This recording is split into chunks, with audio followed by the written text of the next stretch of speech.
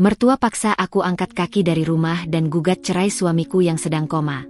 Ternyata ia takut semua warisan suamiku jatuh ke tanganku. Halo Bunda, semoga Bunda semuanya dalam keadaan sehat dan bahagia ya. Sebelum masuk ke ceritanya, jangan lupa absen terlebih dahulu ya. Bunda-bunda semua dari daerah mana saja? Jangan lupa like, komen, dan subscribe channel ini ya. Selamat menonton. Dingin itu merayap pelan, seperti kabut jahat yang menyusup lewat sela-sela lantai marmer rumah sakit, membekukan ujung-ujung jariku yang menggenggam erat tangan Mas Kafa. Suhu tubuhnya yang selalu hangat, yang biasanya mampu menghangatkan malam-malam terkelamku, kini telah pergi, digantikan oleh kedinginan yang tak wajar. Setiap napasku berubah menjadi uap putih tipis, seolah-olah ruang icu ini adalah ruang hampa yang tak hanya menyedot kehangatan, tapi juga harapan. Di telingaku, hanya ada suara monoton mesin monitor. Bip, bip, bip. Sebuah ritme konstan yang menjadi soundtrack baru hidupku yang hancur berantakan. Setiap bip adalah pengingat bahwa nyawa suamiku, nyawa Mas Kafa, kini bergantung pada kabel-kabel dan selang-selang yang menyambungkannya ke mesin-mesin itu. Aku memandangi wajahnya yang pucat, tenang, namun kosong. Alat bantu napas menutupi separuh wajahnya, membuatku rindu untuk sekadar melihat senyumannya yang hangat. Mas. Suaraku pecah, serak oleh air mata yang tak henti mengalir. Aku di sini, sayang. Aku tidak akan kemana-mana. Kulepaskan genggamannya sejenak, hanya untuk merapikan selimut hijau tua yang menutupi tubuhnya. Tanganku gemetar. Baru 3 hari yang lalu, dia masih memelukku erat di pagi buta, berbisik, "Aku ada meeting di luar kota, Din. Jangan lupa makan yang teratur." Sebelum mencium keningku dan pergi dengan langkah pasti. Kecelakaan truk yang menabrak mobilnya di jalan tol itu datang seperti pencuri, merenggutnya dariku dalam sekejap, meninggalkan dirinya yang terbaring tak berdaya dalam samudera koma ini. Tiba-tiba, pintu ruangan terbuka. Seorang perawat dengan wajah lelah namun ramah menyapa. "Ibu Dinda, sudah larut. Istirahatlah sebentar. Saya akan jaga beliau." Dia mendekat, memeriksa tetesan infus dan angka-angka di monitor. "Tidak, nurse. Aku takut jika aku pergi, dia akan merasa sendiri," jawabku, suara bergetar. Aku membelai lembut punggung tangan Mas Kafa, berharap sentuhanku bisa menembus alam bawah sadarnya. Perawat itu menghela napas pelan, penuh pengertian. "Dokter sudah bilang, kondisi beliau masih sangat kritis. Koma seperti ini, perjalanannya panjang. Ibu butuh kesabaran dan kekuatan. Ibu harus kuat untuk beliau." "Kuat?" Aku terisak. "Bagaimana caranya kuat, nurse, ketika separuh jiwamu terbaring tak berdaya seperti ini?"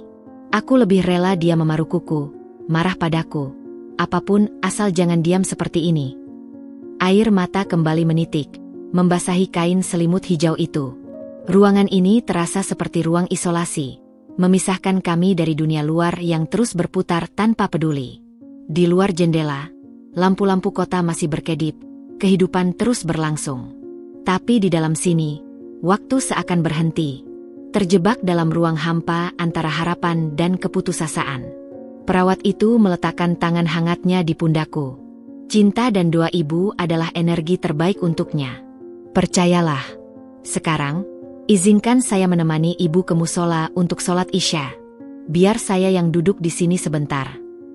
Dengan kaki gemetar, akhirnya aku berdiri. Badan terasa lemas, bagai mesin yang kehabisan bensin.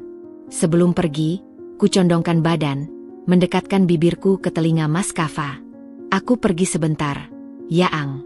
Kamu janji harus tetap berjuang, ya? Aku sayang kamu. Selalu." Kucumbu dahinya yang dingin, lalu berbalik meninggalkannya, dengan hati terasa dicabik-cabik. Setiap langkah menjauh darinya terasa seperti pengkhianatan. Dunia yang dulu kami bangun bersama, penuh tawa, rencana, dan cinta, kini runtuh berantakan, dan aku terjebak di dalam puing-puingnya, sendirian. Hari-hari berikutnya terasa seperti berjalan di dalam kabut yang pekat. Rutinitasku berpusat pada rumah sakit, pagi, siang, dan malam, hanya diselingi oleh beberapa jam di rumah untuk mandi dan mengganti pakaian. Rumah kami yang dulu terasa hangat dan ramai oleh tawa, kini terasa sunyi dan menyiksa. Setiap sudutnya berteriak mengingatkanku pada Mas Kaffa. Fotonya di dinding, buku-buku yang masih tergeletak di meja kerjanya, bahkan aroma kopi kesukaannya yang masih samar-samar tertinggal di udara. Aku berusaha keras untuk tetap tegar, mengumpulkan sisa-sisa kekuatan untuknya. Namun, badai lain mulai berembus, datang dari arah yang tak pernah kuduga. Ibu mertuaku, Bu Rika, mulai sering muncul di rumah sakit. Awalnya, aku mengira kedatangannya didorong oleh kepedulian yang sama sepertiku, kekhawatiran seorang ibu pada anaknya. Dia akan duduk di sebelahku, memandangi Mas Kaffa dengan mata berkaca-kaca, dan sesekali berbisik doa.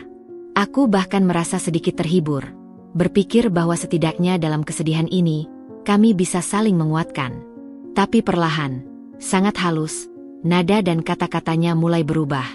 Bisikannya tak lagi berisi doa, melainkan racun yang merayap pelan, menusuk-nusuk keyakinanku yang sudah rapuh.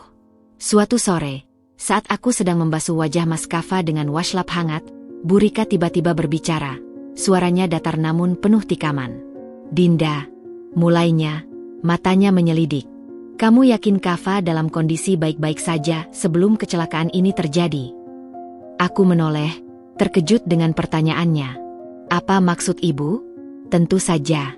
Seperti biasa, dia sehat dan kuat." "Dia tidak terlihat stres? Tidak ada masalah di kantor yang dia ceritakan? Atau?" Dia jeda sejenak, menatapku tajam. "Masalah di rumah?" Jantungku berdebar kencang. "Tidak, Bu.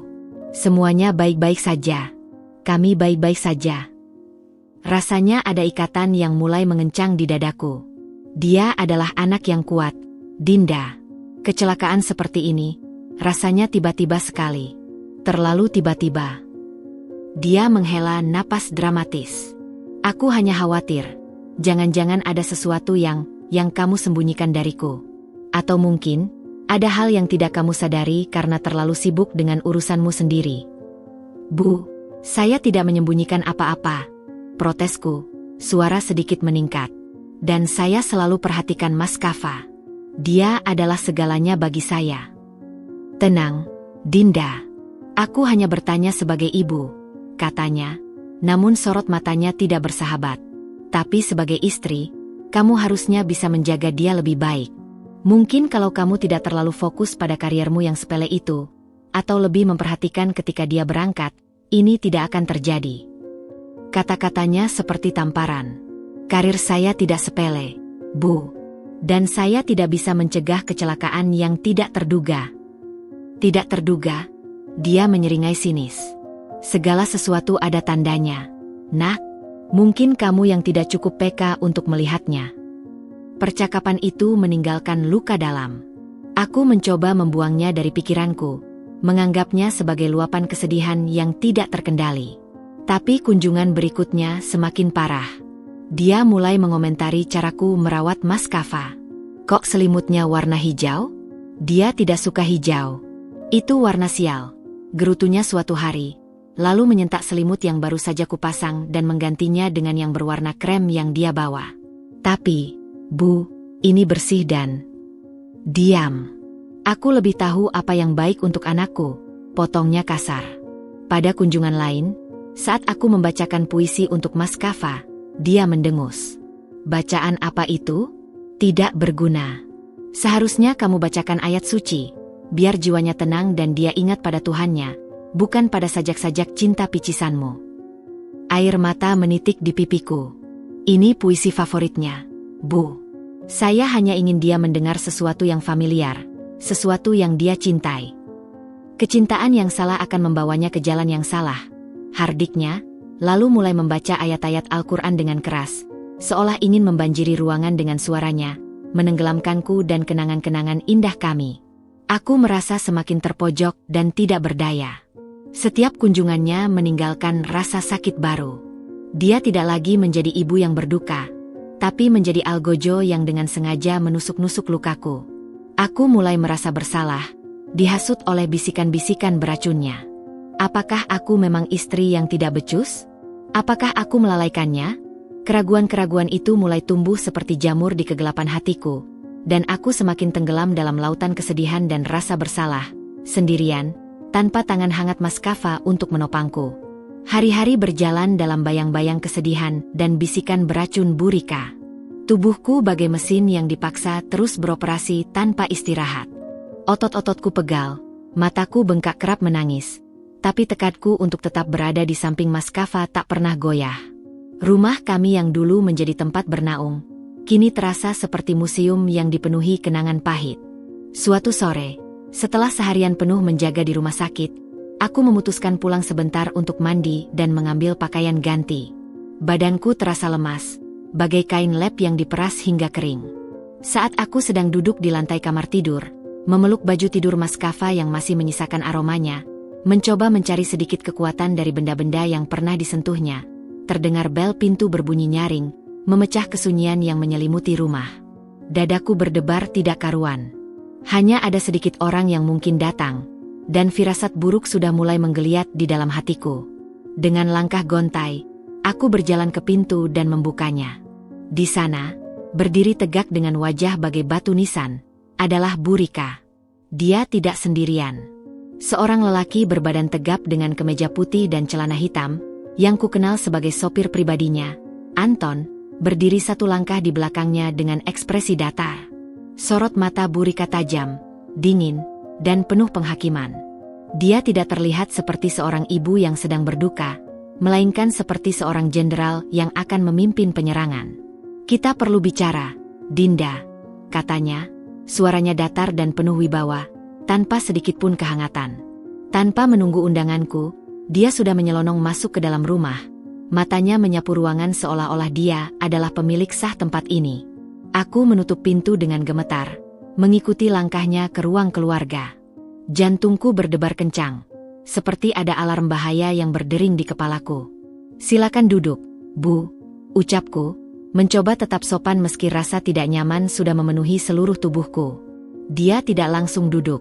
Dia berdiri di tengah ruangan, memandangiku dari ujung kepala sampai ujung kaki, seolah-olah menilai sesuatu yang sangat hina. "Tidak usah lama-lama. Aku akan langsung ke intinya," katanya, melipat tangannya di depan dada. "Dinda, kamu harus angkat kaki dari rumah ini. Sekarang juga." Seketika itu juga, udara di ruangan itu seakan tersedot habis. Kupikir aku salah dengar. Apa maksud ibu?" tanyaku, suaraku bergetar tidak karuan. "Kamu dengar apa yang aku bilang? Keluar dari rumah ini. Sekarang," hardiknya. Kali ini suaranya meninggi, penuh amarah dan ketidaksabaran. "Tapi, ini rumah saya dan rumah Mas Kaffa," bantahku, rasa tidak percaya dan sakit bercampur menjadi satu. "Ini adalah satu-satunya tempat yang saya miliki sekarang." "Rumah Kaffa," teriaknya, jari telunjuknya menunjuk ke arahku seolah-olah aku adalah kriminal. Dan dalam keadaan dia seperti sekarang, tak berdaya, tak bisa bicara, akulah orang tuanya. Akulah yang berwenang atas segala miliknya. Aku tidak akan membiarkan ada orang asing seperti kamu tinggal dan menguasai segalanya sementara anakku terbaring tak berdaya di rumah sakit. Kata-kata orang asing itu seperti pisau belati yang menghunjam tepat di jantungku. Napasku tersendat. "Orang asing? Bu, saya istrinya. Sudah 5 tahun kami menikah. Ini juga rumah saya." "Percuma," potongnya dengan sinis. "Perkawinan hanya selembar kertas. Itu bisa saja kamu dapatkan dengan tipu muslihat. Aku tahu perempuan sepertimu. Aku tidak akan pernah mempercayaimu. Aku tidak akan membiarkan warisan Kaffa, semua yang dia perjuangkan dengan keringat dan darahnya, jatuh ke tanganmu jika sesuatu yang buruk terjadi padanya." Air mata mulai mengalir deras di pipiku. Rasanya dunia ini begitu kejam. Aku tidak peduli dengan warisannya, Bu. Aku hanya ingin Mas Kaffa sadar. Aku hanya ingin dia kembali padaku. Harta itu tidak ada artinya dibandingkan dirinya. Dia mendecakkan lidah, wajahnya dipenuhi cibiran. "Basa-basi. Semua perempuan bisa berkata seperti itu. Tapi aku kenal baik perempuan sepertimu. Mata kamu sudah berbinar melihat rumah mewah ini, mobil-mobilnya, perusahaannya. Cepat, kemas barang-barangmu dan pergi. Jangan buang waktuku. Tolong, Bu. Aku bersimpuh, tangisku semakin menjadi. Jangan lakukan ini. Kemana saya harus pergi? Saya tidak punya siapa-siapa di kota ini selain Mas Kava. Dasar dramatis. Hardiknya lagi. Kamu pikir dengan menangis aku akan kasihan? Anton. Panggilnya pada sopirnya yang berdiri di dekat pintu. Awasi dia. Dia punya waktu 30 menit untuk mengemasi barang-barangnya. Jika tidak, bantu dia untuk keluar. Anton mengangguk patuh, meski kulihat sedikit rasa tidak tega di matanya. Tapi dia hanyalah seorang karyawan. Dengan hati yang hancur berkeping-keping, aku berjalan tertatih-tatih menuju kamar tidur. Tangisku tak terbendung. Setiap langkah terasa menyiksa. Ruangan yang dulu penuh cinta dan kebahagiaan, kini menjadi saksi bisu pengusiranku yang keji. Aku hanya mengambil beberapa pakaian, beberapa foto kenangan, dan laptop. Sebagian besar barang-barangku kubiarkan, karena aku tidak sanggup. Saat aku berjalan keluar dari kamar dengan koper kecil, Bu Rika masih berdiri di ruang tamu, tangan masih terlipat. Kunci rumahnya, perintahnya pendek. Dengan gemetar, kulepaskan kunci rumah yang selama ini menjadi bagian dari hidupku ke tangannya. Rasanya seperti menyerahkan sepotong jiwaku. Pergi, katanya, menunjuk ke arah pintu. Dengan langkah gontai, aku melangkah keluar dari rumah yang pernah kusebut sebagai istanaku. Pintu depan ditutup dengan keras di belakangku. Suaranya seperti petir yang menyambar hatiku yang sudah remuk. Aku berdiri di teras, menatap rumah itu untuk terakhir kalinya. Air mata mengaburkan pandanganku. Hujan mulai rintik-rintik, membasahi tubuhku yang menggigil. Aku tidak tahu harus kemana. Dunia terasa begitu besar, tapi seakan tidak ada tempat bagiku untuk bernaung. Hujan pada malam pengusiranku seakan turun tak henti-hentinya, mencoba membasuh lara tapi justru menambah dalam lukaku. Aku akhirnya menemukan sebuah penginapan murah di pinggiran kota, kamar sempit dengan dinding lembab dan kasur yang berbau apek. Di sanalah aku menghabiskan malam-malam panjang, bergulat dengan kesedihan dan rasa terasing yang tak terperi. Setiap derit lantai, setiap bunyi klakson di jalan, membuatku terjaga. Tidurku dipenuhi mimpi buruk, terkadang tentang Mas Kava yang memanggil-manggil namaku, terkadang tentang Bu Rika yang mengejarku dengan wajah bengis. Aku terbangun dengan jantung berdebar kencang dan baju basah oleh keringat dingin. Hidupku berubah drastis.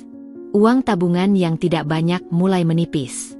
Setiap pagi, aku masih pergi ke rumah sakit, duduk di samping Mas Kava, berusaha tersenyum dan menyemangatinya meski hatiku hancur.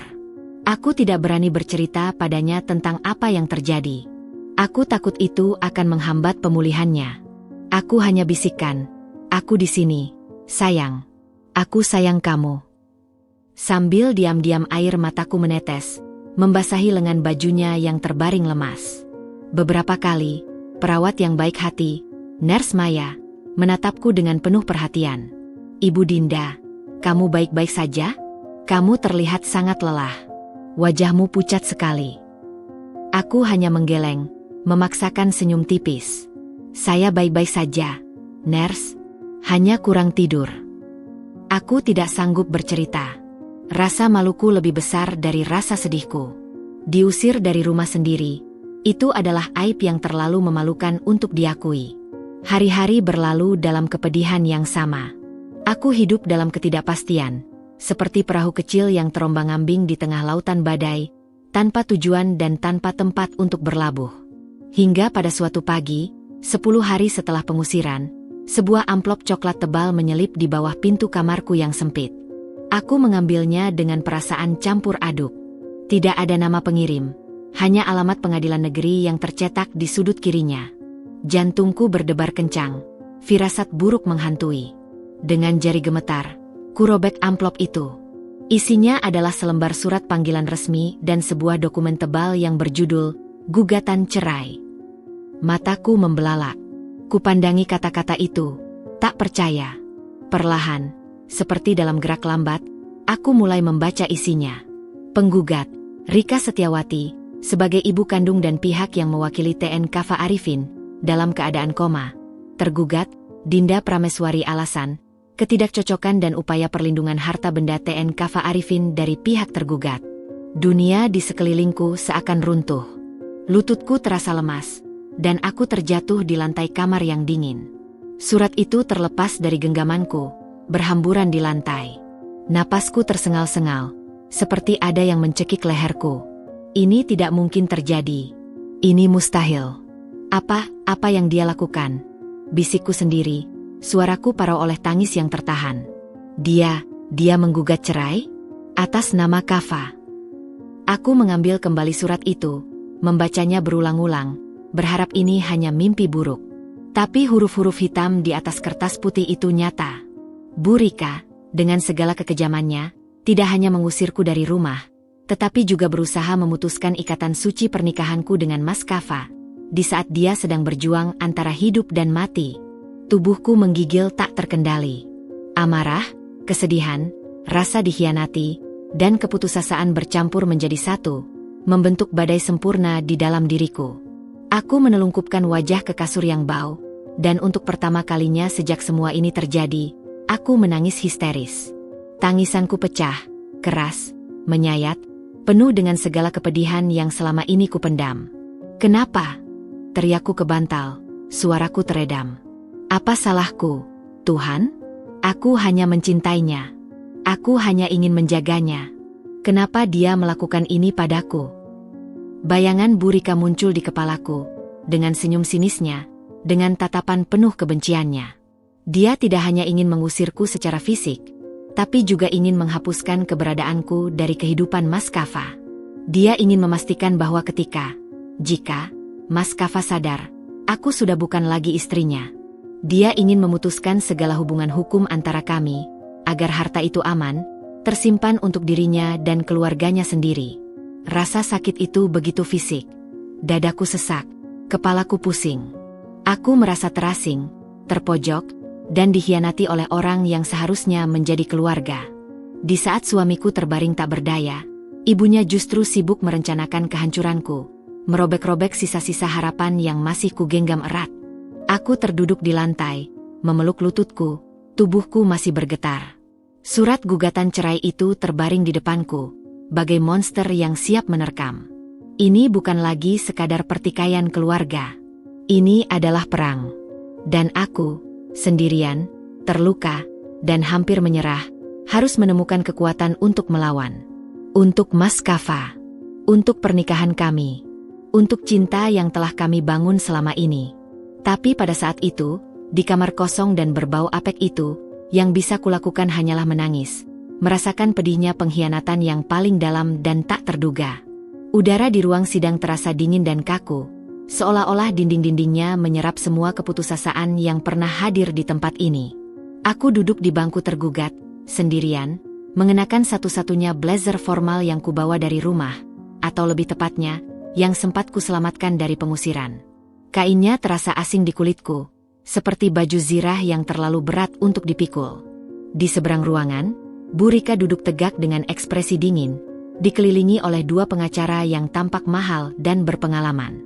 Sorot matanya yang sesekali menatapku penuh dengan kemenangan dan cibiran, seolah aku sudah kalah sebelum pertempuran dimulai. Pengacaraku, Bima, seorang lawyer muda dengan kacamata frameles dan semangat yang masih membara, duduk di sampingku. Dia adalah satu-satunya harapanku setelah aku menemukan namanya melalui rekomendasi teman kantor lama dan menjelaskan situasiku yang putus asa dengan biaya terbatas. Tenang, Ibu Dinda, bisik Bima, meletakkan dokumen-dokumennya dengan rapi di meja. Kita punya kebenaran di pihak kita. Ingat itu. Tapi kebenaran terasa seperti konsep yang samar di ruangan yang dipenuhi formalitas hukum ini. Hatiku berdebar kencang, bagai seekor burung yang terjebak dalam sangkar. Aku menarik napas dalam-dalam, berusaha menenangkan diri, tapi aroma disinfektan yang menyengat justru membuatku semakin mual. Hakim, seorang pria parubaya dengan wajah serius, memasuki ruangan. Semua berdiri. Setelah dia duduk, sidang pun dimulai. Jantungku berdetak semakin kencang, berdebar di telingaku hingga hampir menenggelamkan suara-suara di sekitarku. Pengacara Bu Rika, seorang pria dengan ramprak rapi dan suara bariton yang dalam, maju terlebih dahulu. Yang mulia, kami mewakili Ibu Rika Setiawati, yang dengan berat hati harus bertindak sebagai pihak yang mewakili putranya, TN Kava Arifin, yang saat ini berada dalam kondisi koma dan tidak mampu menyatakan kehendaknya sendiri. Dia kemudian memaparkan gugatannya dengan kata-kata yang terukur namun penuh racun. Setiap kalimatnya seperti silet yang menyayat-nyayat reputasiku. Pernikahan antara TN Kava Arifin dan tergugat, Nyonya Dinda Prameswari, telah menunjukkan tanda-tanda keretakan yang dalam bahkan sebelum tragedi ini terjadi, ujarnya, sambil sesekali melirik ke arahku. Tergugat diketahui memiliki sifat yang tidak perhatian dan cenderung materialistis.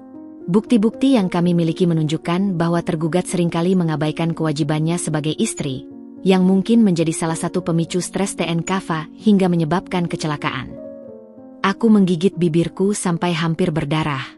Itu semua kebohongan. Aku ingin berteriak, membela diri, tapi Bima meletakkan tangannya dengan lembut di lenganku, memberi isyarat untuk tetap tenang. Yang lebih penting, Yang Mulia, lanjut pengacara itu, suaranya semakin dramatis, adalah motif terselubung dari tergugat. Sebagai seorang yang berasal dari latar belakang ekonomi yang sederhana, tergugat dinilai memiliki ketergantungan finansial yang tinggi pada TN Kava.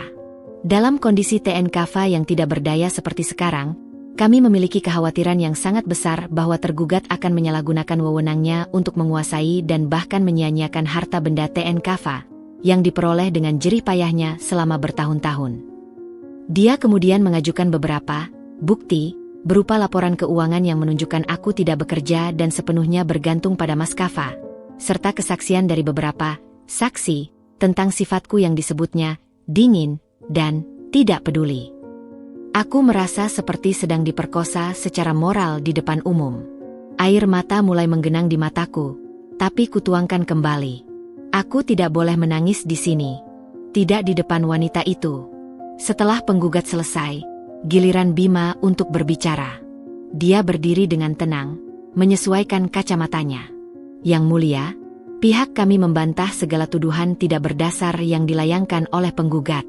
Pernikahan klien kami dengan TN Kava Arifin dibangun di atas fondasi cinta, saling menghormati, dan komitmen yang kuat.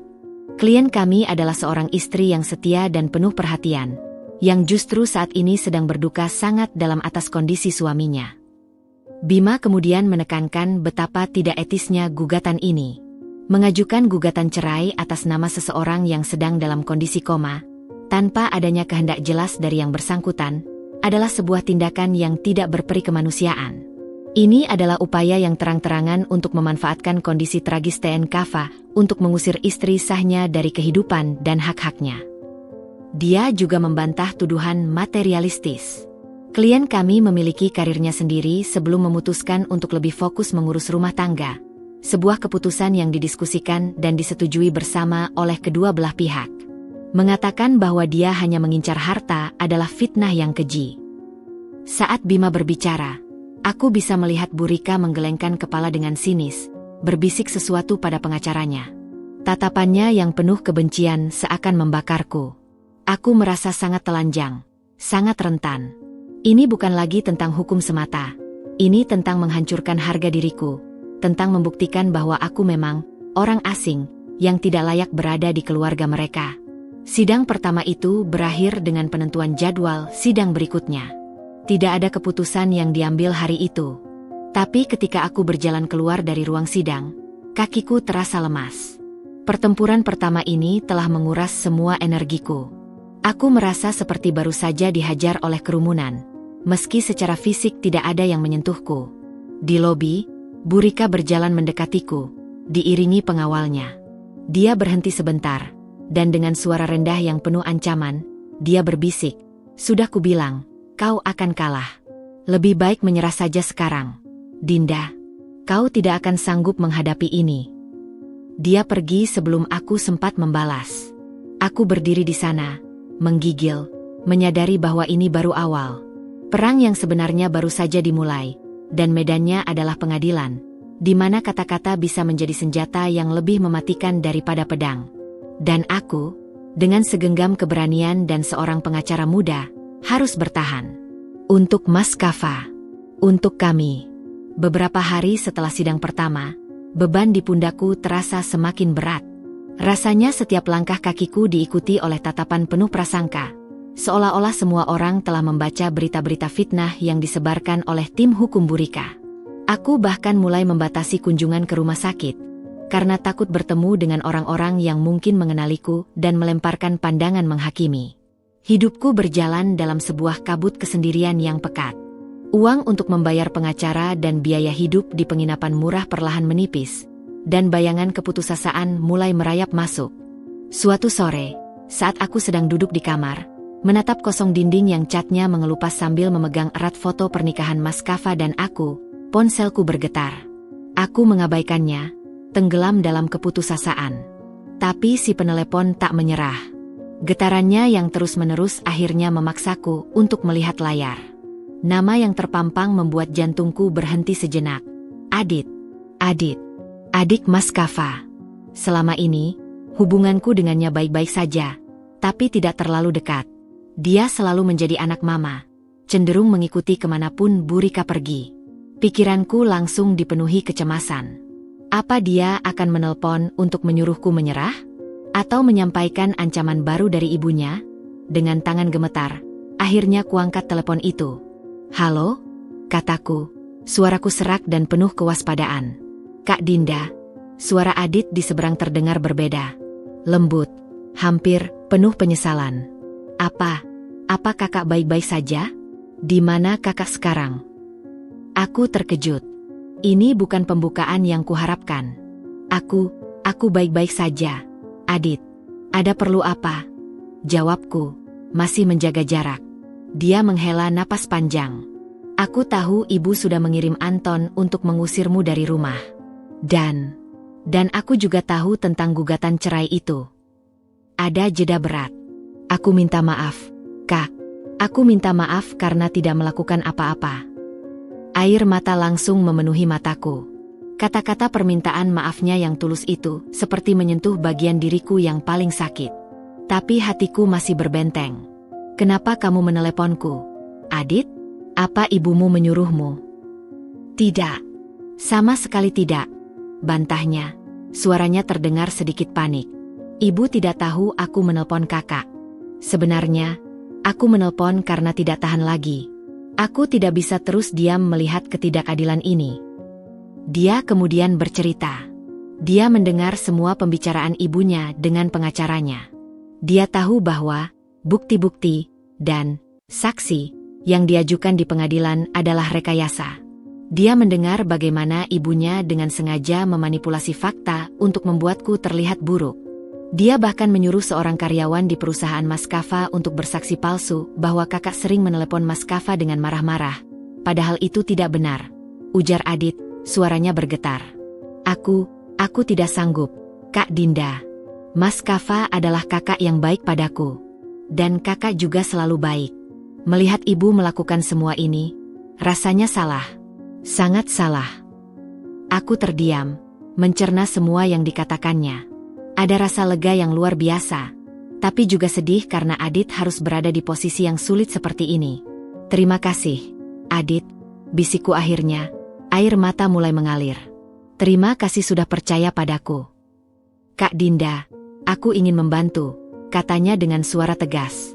"Aku akan bersaksi untuk kakak di pengadilan berikutnya. Aku akan memberitahu hakim yang sebenarnya tentang ibu, tentang semua rencananya. Tapi, ini berisiko untukmu, Adit. Ibumu pasti akan sangat marah."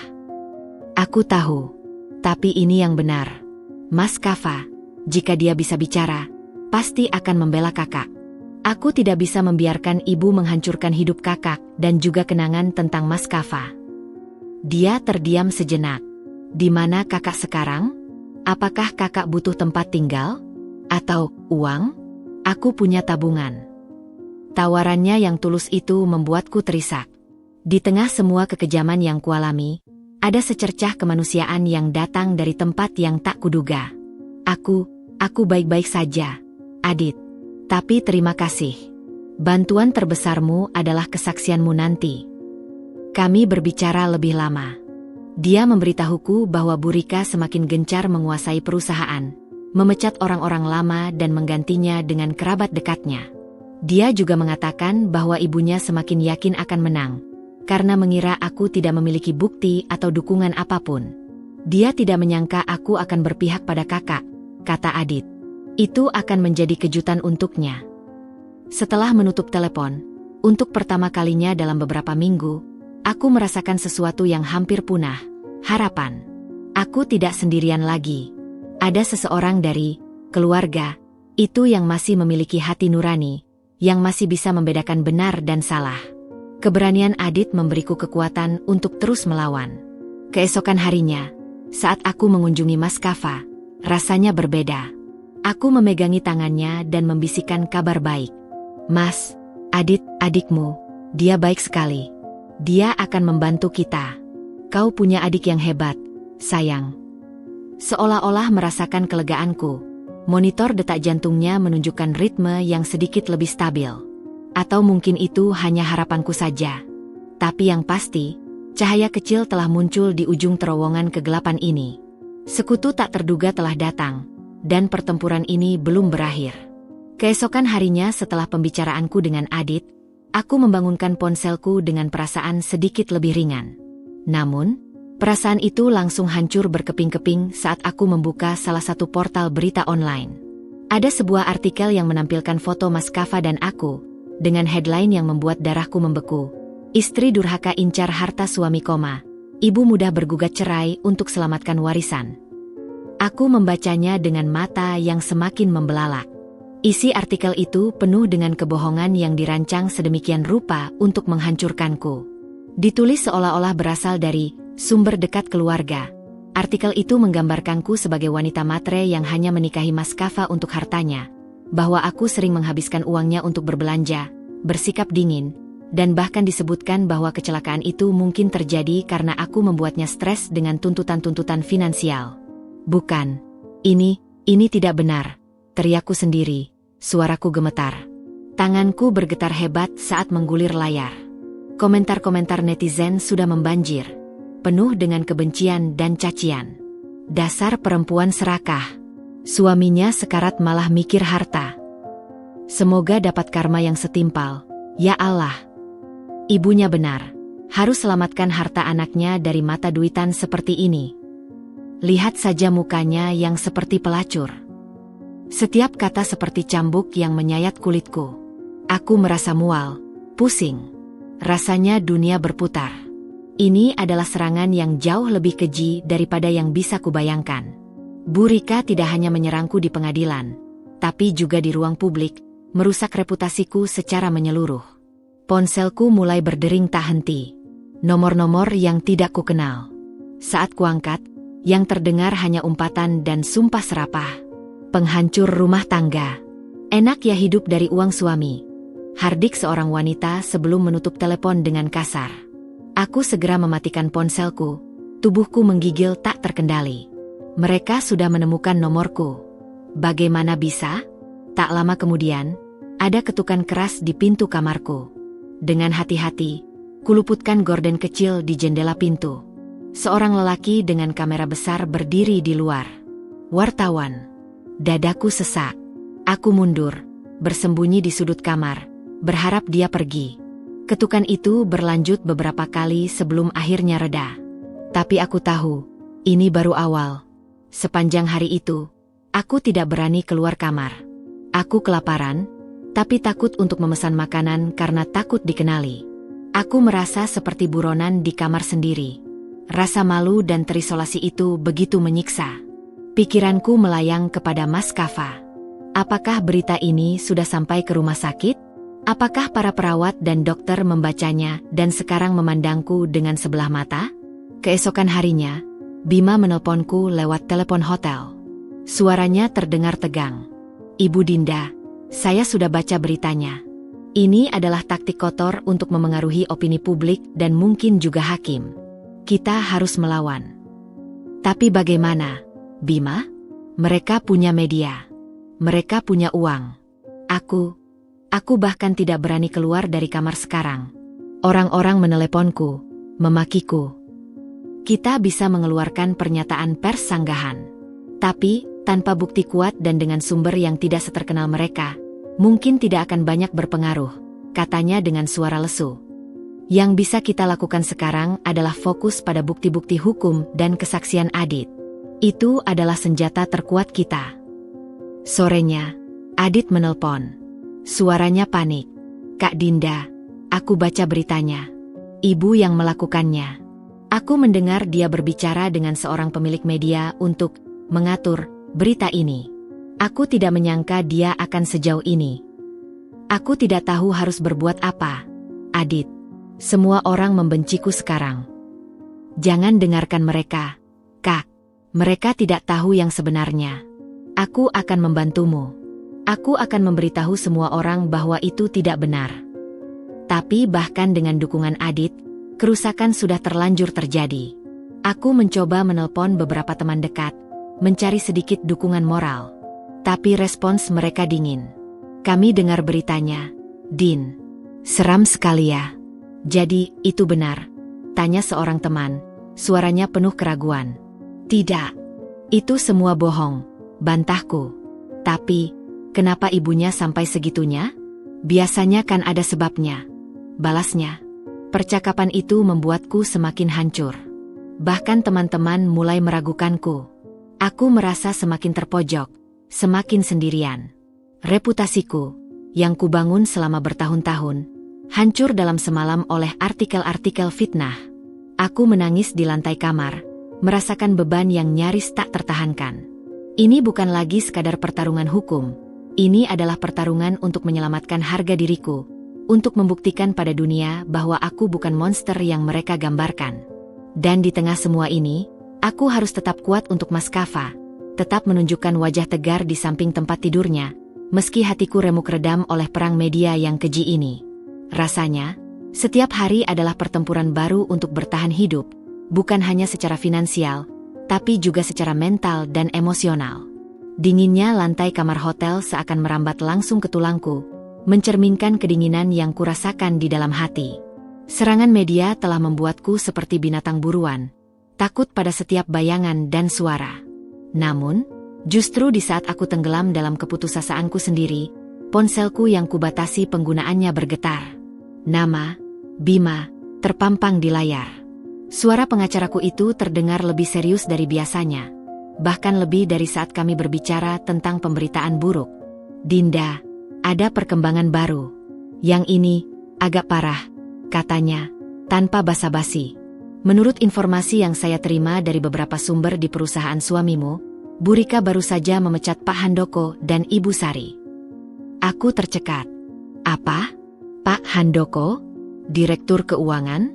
Dan Ibu Sari itu kepala HRD? Mereka orang kepercayaan Maskafa. Tepat. Dan itu belum semuanya. Lanjut Bima. Suaranya tegang. Dia menggantikan mereka dengan sepupunya, Sigit, dan adik perempuannya, Tante Rina. Konon, dia menggunakan surat kuasa yang diklaim atas nama Maskafa untuk melakukan semua ini. Dadaku sesak. Bisnis Maskafa adalah sesuatu yang sangat dia banggakan. Dia memulainya dari nol, dengan keringat dan kerja keras, tanpa bantuan sepeser pun dari keluarganya. Pak Handoko dan Ibu Sari adalah orang-orang yang telah bersamanya sejak awal, orang-orang yang dia percayai sepenuhnya. Ini gila, Bima. Dia tidak bisa melakukan itu. Surat kuasa itu pasti dipalsukan atau diperas dari Maskafa saat dia tidak sadar. Kita butuh bukti untuk membantahnya, Dinda. Tapi yang jelas, langkah ini menunjukkan bahwa Bu Rika tidak hanya ingin menguasai aset pribadi, tapi juga mengambil alih kendali penuh atas perusahaan. Dengan menempatkan keluarganya di posisi-posisi kunci, dia bisa mengalirkan dana perusahaan, mengubah struktur, dan pada akhirnya, mengosongkan perusahaan sebelum Maskafa sadar. Aku merasa pusing. Ini seperti mimpi buruk yang tak kunjung usai. Tak hanya harus berjuang untuk pernikahanku, kini aku juga harus khawatir dengan warisan jerih payah suamiku. Keesokan harinya, Adit menelponku. Suaranya hampir tak terkendali. Kak Dinda, Ibu sudah gila. Dia memecat begitu banyak orang. Kantor sekarang berantakan. Sigit itu tidak tahu apa-apa tentang operasional. Dia hanya tahu menghambur-hamburkan uang untuk hal yang tidak perlu. Adit, tenang. Ceritakan padaku apa yang terjadi. Dia memaksa aku untuk menandatangani dokumen persetujuan. "Kak," aku menolak. Lalu dia marah besar. Dia bilang kalau aku tidak mendukungnya, berarti aku mengkhianati keluarga. Dia bilang Maskafa pasti tidak akan mau lagi menganggapku adik jika dia tahu aku membela kakak. Suara Adit terisak. "Aku takut, Kak. Tapi aku juga marah. Ini bukan salah Maskafa. Perusahaan ini adalah nyawanya." Mendengar kegelisahan Adit, hatiku semakin pedih. Dia terjepit di antara ibunya dan rasa keadilan. Aku menyadari bahwa aku tidak bisa hanya diam. Meski secara hukum aku mungkin tidak memiliki hak untuk campur tangan langsung dalam perusahaan. Sebagai istri, aku memiliki tanggung jawab moral untuk melindungi apa yang menjadi milik suamiku. "Bima," kataku saat menelepon pengacaraku lagi. Suaraku kini penuh tekad. "Apakah tidak ada yang bisa kita lakukan untuk menghentikan ini? Untuk membekukan surat kuasa itu atau sesuatu? Kita bisa mengajukan permohonan SELA ke pengadilan untuk menunjuk seorang curator, seorang pengelola sementara, untuk menjalankan perusahaan hingga kondisi Maskafa jelas. Tapi itu butuh waktu dan kita butuh bukti kuat bahwa Bu Rika menyalahgunakan kuasanya dan membahayakan perusahaan. Kalau kita punya saksi dari dalam, dari orang-orang yang dipecat, atau dari Adit, itu bisa membantu. Tapi kita perlu bergerak cepat. Setiap hari yang berlalu, kerusakan yang ditimbulkan bisa semakin parah." Motivasi baruku ini terpatahkan saat kunjungan soreku ke rumah sakit. Nurse Maya, yang biasanya ramah, mendatangiku dengan wajah serius. "Ibu Dinda, ada masalah dengan pembayaran tagihan rumah sakit bulan ini," katanya pelan. "Kartu asuransi yang biasa dipakai Tuan Kava ditolak. Kami sudah menghubungi nomor yang terdaftar, dan pihak keluarga mengatakan bahwa mereka akan mengganti dengan pembayaran langsung. Tapi sampai sekarang belum juga dibayar." Manajemen mulai menagih. Kepalaku pusing. "Keluarga? Maksudnya ibunya?" Nurse Maya mengangguk, matanya penuh simpati. "Sepertinya iya," katanya. "Ibu Rika yang sekarang mengurus semua keuangan." Aku menggigit bibirku sampai sakit. Ini adalah kelicikan level baru. Dia tidak hanya merebut perusahaan, tapi juga memainkan nyawa anaknya sendiri dengan menunda-nunda pembayaran rumah sakit. Ini adalah tekanan tambahan untuk membuatku menyerah, atau mungkin untuk menghukumku karena dianggap menyebabkan masalah. "Tolong beri aku waktu beberapa hari, Nurse. Aku akan urus ini," kataku, mencoba terdengar meyakinkan meski hatiku kacau. Dengan tangan gemetar, aku menelpon Bu Rika. Ini pertama kalinya sejak pengusiran.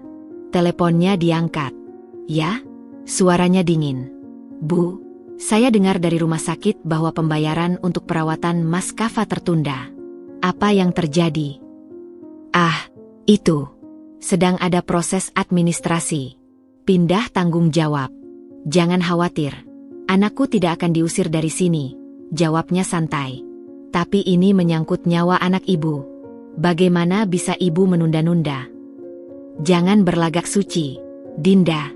Kau pikir aku tidak tahu kau menyuruh Adit melawanku? Kau sudah meracuni pikirannya. Karena ulah-mulah sekarang segalanya menjadi rumit. Kalau kau ingin semuanya lancar, termasuk pembayaran rumah sakit, lebih baik kau suruh Adit kembali berpihak pada keluarganya dan kau terima tawaranku untuk bercerai dengan damai." Aku tercekat, tidak menyangka dia bisa sekeji itu. Dia menggunakan nyawa anaknya sendiri sebagai alat tawar. Kau tidak punya hati, Bu," teriakku, suara bergetar. "Yang tidak punya hati adalah kau, merampas hak seorang ibu atas anaknya," balasnya sebelum menutup telepon dengan kasar. Aku berdiri di lorong rumah sakit, tubuhku menggigil karena amarah dan ketidakberdayaan. Bisnis Maskafa di ujung tanduk, tagihan rumah sakit menumpuk, dan mertuaku sendiri menggunakan semua itu sebagai senjata. Rasanya seperti dia sedang mencekikku pelan-pelan, dan aku hanya bisa berjuang untuk menarik napas. Tapi di balik semua keputusasaan ini, sebuah tekad membara mulai tumbuh. Aku tidak akan membiarkannya menghancurkan segalanya yang dicintai Maskafa. Aku harus melawan. Untuk Maskafa, untuk perusahaannya, dan untuk masa depannya. Tekanan demi tekanan yang kuterima membuatku merasa seperti tenggelam di lautan dalam, diseret arus deras tanpa tahu arah. Kabar dari Bima tentang kekacauan di perusahaan, ancaman penundaan pembayaran rumah sakit dari Bu Rika, dan rasa terisolasi akibat pemberitaan media, semuanya membentuk beban yang nyaris tak tertahankan. Setiap pagi, bangun dari tempat tidur saja sudah menjadi sebuah prestasi. Namun, satu hal yang tetap tak berubah, kunjungan harianku ke sisi tempat tidur Maskafa. Itu adalah satu-satunya penopangku, satu-satunya alasan untuk terus melangkah. Hari itu, langit di luar jendela Icu berwarna kelabu, mencerminkan suasana hatiku. Aku duduk di kursi plastik yang sudah terlalu sering menampung dukaku, memegangi tangan Maskafa yang dingin. Seperti biasa, aku mulai berbicara padanya, menceritakan segala hal, seolah-olah dia bisa mendengarku. "Mas, hari ini aku benar-benar lelah," bisikku, suaraku serak. "Ibumu, dia seperti tidak kenal ampun. Dia memecat Pak Handoko dan Bu Sari. Kau ingat mereka, kan? Yang selalu setia membantumu membangun perusahaan. Sekarang diganti dengan sepupu dan adiknya." Air mataku menitik, membasahi lengan bajunya yang putih. Dan tagihan rumah sakit, dia menggunakannya untuk memaksaku menyerah. Tapi aku tidak akan, sayang. Aku janji. Ku bersihkan wajahnya dengan washcloth hangat, sebuah ritual yang memberiku sedikit kenyamanan. "Adit, adikmu, dia baik sekali. Dia membelaku. Tapi aku khawatir untuknya. Ibumu sangat marah padanya."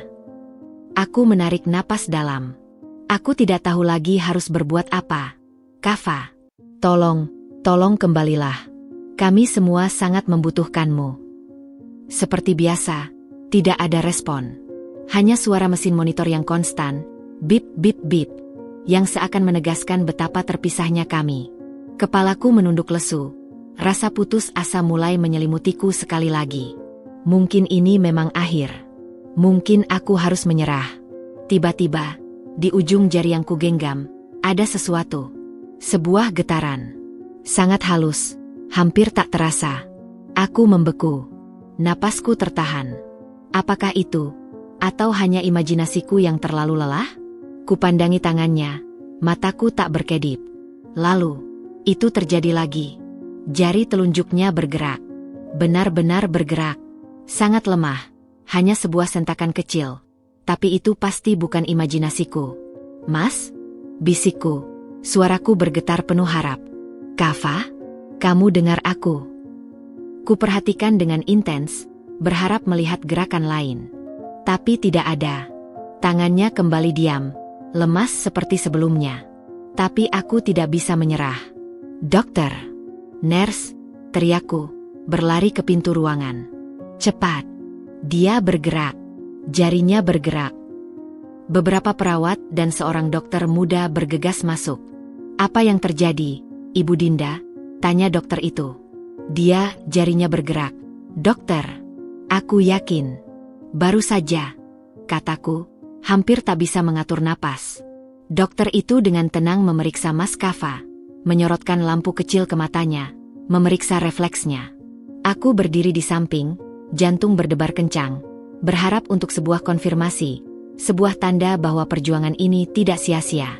Setelah beberapa saat yang terasa seperti keabadian, dokter itu berbalik padaku. Ekspresinya profesional, tapi ada sedikit penyesalan di matanya. "Ibu Dinda, saya memahami harapan Ibu. Tapi gerakan-gerakan kecil seperti itu seringkali adalah gerakan refleks tanpa sadar. Biasa terjadi pada pasien dalam kondisi koma. Itu tidak selalu menandakan kesadaran yang kembali. Dunia seakan runtuh lagi. Tapi, itu terasa berbeda, dokter. Aku yakin. Kami akan terus memantaunya," katanya dengan lembut. "Tapi coba Ibu tetap tenang. Stres dan kelelahan bisa memainkan pikiran Ibu. Ibu sudah melalui banyak sekali tekanan."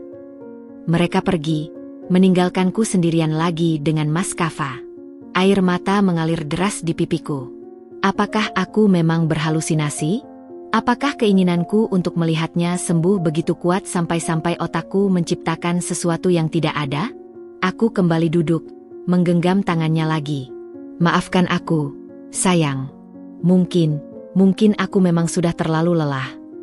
Rasanya seperti harapan yang baru saja menyala sebentar, langsung dipadamkan dengan keras.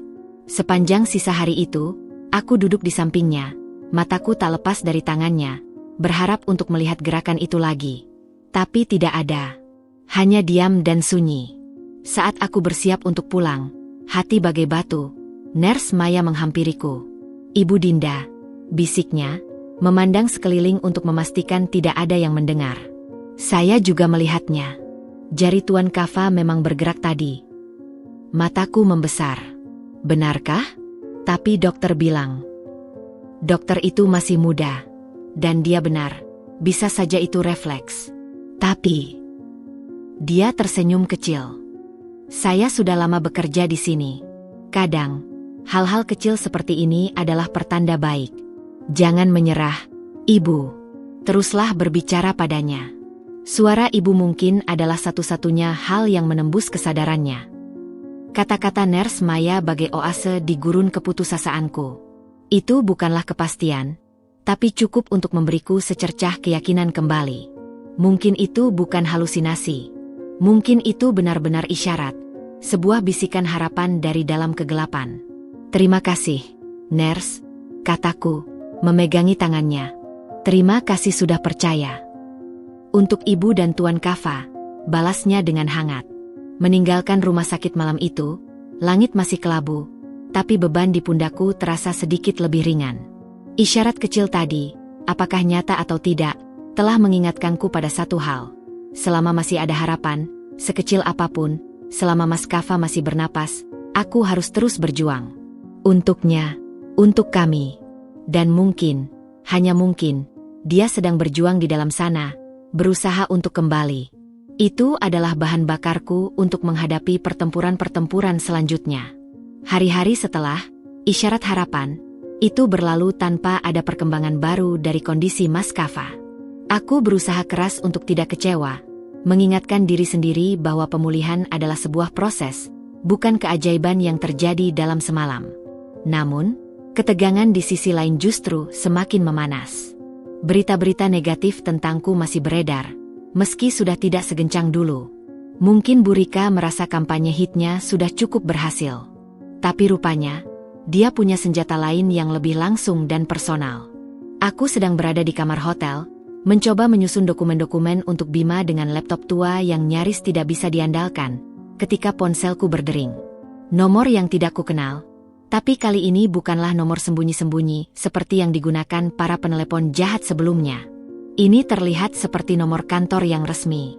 "Halo?" jawabku dengan hati-hati. "Selamat siang, Ibu Dinda. Bisa berbicara dengan Ibu Dinda Prameswari?" Suara di seberang adalah suara laki-laki yang terlatih, profesional, dan dingin. "Iya, ini saya."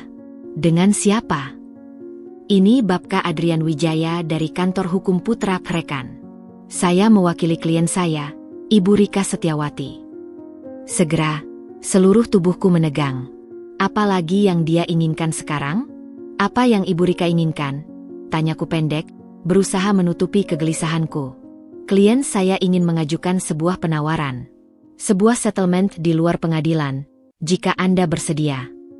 Aku terdiam, membiarkan kata-kata itu menggantung di udara. Adrian Wijaya kemudian melanjutkan, suaranya tetap datar dan tanpa emosi, seolah-olah dia sedang membacakan sebuah kontrak biasa. "Klien saya bersedia untuk menarik gugatan cerai dengan satu syarat. Ibu bersedia untuk menandatangani surat pernyataan melepaskan seluruh hak atas harta Gonogini dan warisan dari Tuan Kava Arifin, sekarang dan di masa depan. Sebagai kompensasinya." Dia berhenti sejenak, seakan memberikan efek dramatis. "Klien saya akan memberikan sejumlah uang tunai kepada Ibu. Senilai 2 miliar rupiah. Aku tercekat. 2 miliar. Jumlah yang sangat besar. Cukup untuk menghidupiku bertahun-tahun tanpa harus khawatir. Cukup untuk membeli rumah kecil, memulai hidup baru, melupakan semua kekacauan ini. Uang tunai akan ditransfer segera setelah dokumen ditandatangani. Ibu bisa memulai hidup baru, tanpa beban. Tanpa harus berurusan dengan pengadilan dan tekanan-tekanan tidak menyenangkan lainnya." Lanjutnya, dan nada terakhirnya terdengar seperti ancaman halus. "Tekanan tidak menyenangkan?" tanyaku, Suaraku mulai meninggi. Seperti tagihan rumah sakit maskafa yang sengaja ditunda? Seperti fitnah di media? Seperti perusakan reputasiku? Saya tidak dalam posisi untuk membahas detail operasional klien saya, Ibu Dinda. Saya hanya menyampaikan penawaran. Dan menurut pendapat saya secara pribadi, ini adalah penawaran yang sangat baik untuk Ibu.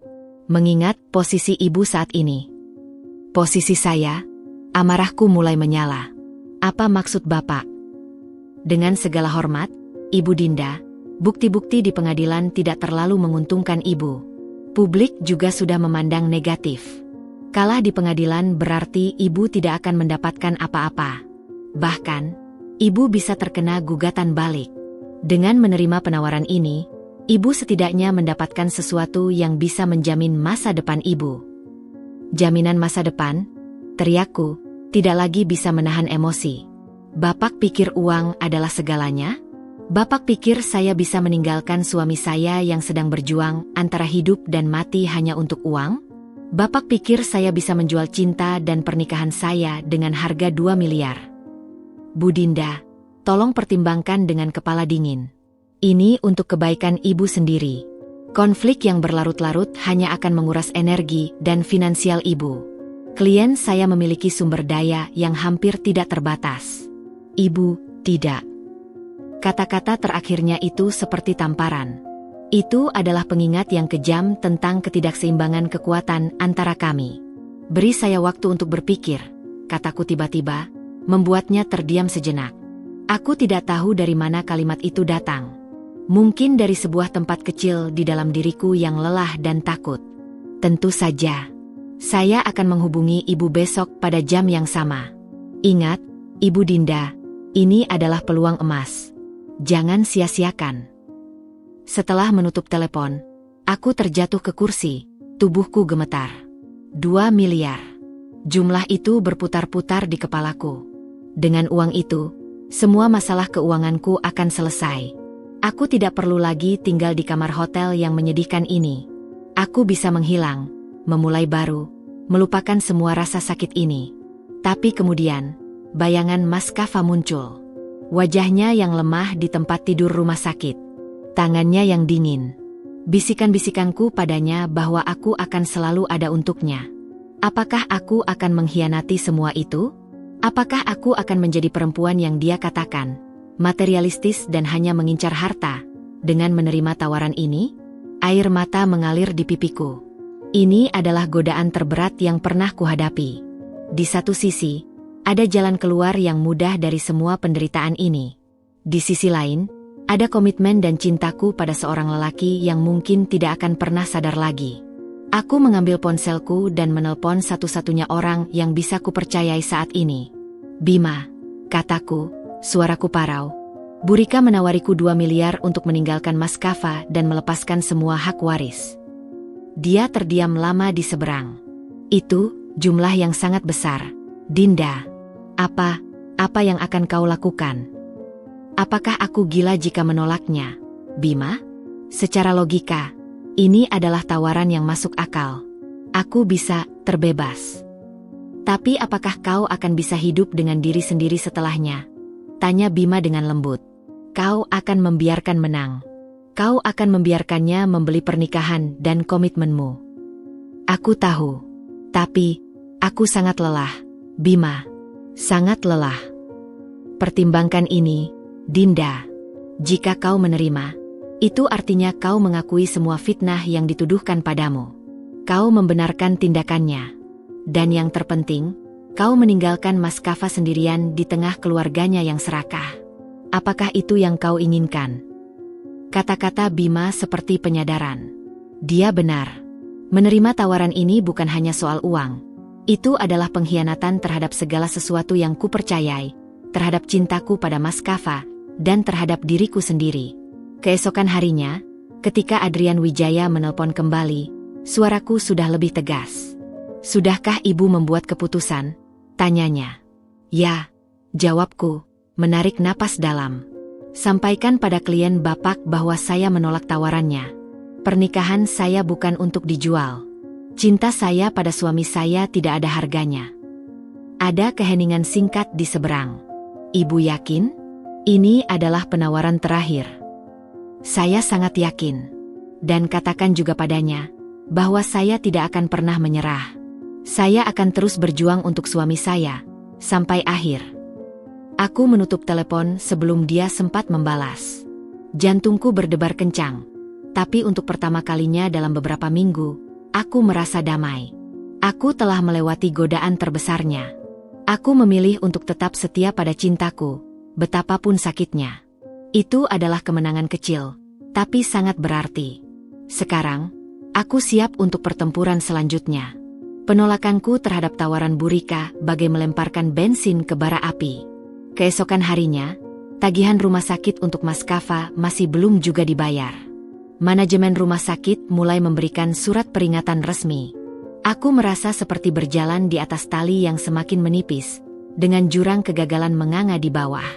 Setiap kunjungan ke rumah sakit dipenuhi kecemasan, bukan hanya untuk kondisi Mas Kava, tapi juga khawatir dia akan diusir dari ruang ICU karena keteledoran ibunya yang disengaja. Suatu sore, 3 hari setelah penolakanku, aku duduk di samping Mas Kava dengan beban yang terasa lebih berat dari biasanya. Mataku sembab, tidak hanya karena kurang tidur, tapi juga karena air mata keputusasaan yang tak lagi bisa kutahan. Aku memegangi tangannya, berbicara padanya dengan suara yang hancur. "Mas, aku tidak tahu harus berbuat apa lagi," bisikku, suaraku parau. "Ibumu tidak hanya ingin memisahkan kita, tapi juga mengancam nyawamu dengan menunda pembayaran di sini. Aku sudah menolak uangnya, tapi apa itu keputusan yang benar? Apa aku egois? Haruskah aku menyerah saja agar kau bisa mendapatkan perawatan yang layak?" Tidak ada jawaban. Hanya suara mesin yang konstan. Kepalaku menunduk, dan aku membiarkan air mata mengalir bebas, membasahi sprei putih tempatnya terbaring. Rasanya seperti sudah mencapai titik terendah. Aku kehilangan harapan, kehilangan kekuatan, dan hampir kehilangan keyakinan. "Kau ingat tidak, Mas?" lanjutku, terisak. "Saat kita pertama kali bertemu? Di perpustakaan kampus. Kau sedang mencari buku arsitektur, dan aku tersandung karpet dan nyaris menjatuhkan tumpukan buku di hadapanmu. Kau menangkapiku, dan buku-buku itu berhamburan. Wajahmu saat itu begitu khawatir, tapi juga lucu. Kita tertawa bersama. Dari situlah semuanya mulai." Aku mengangkat wajahku, memandangi wajahnya yang pucat. "Aku jatuh cinta padamu saat itu, Kava. Bukan karena hartamu, bukan karena penampilanmu, tapi karena kebaikan dan tawamu. Aku berjanji akan selalu ada untukmu, dalam suka dan duka. Dan sekarang adalah duka terbesar kita."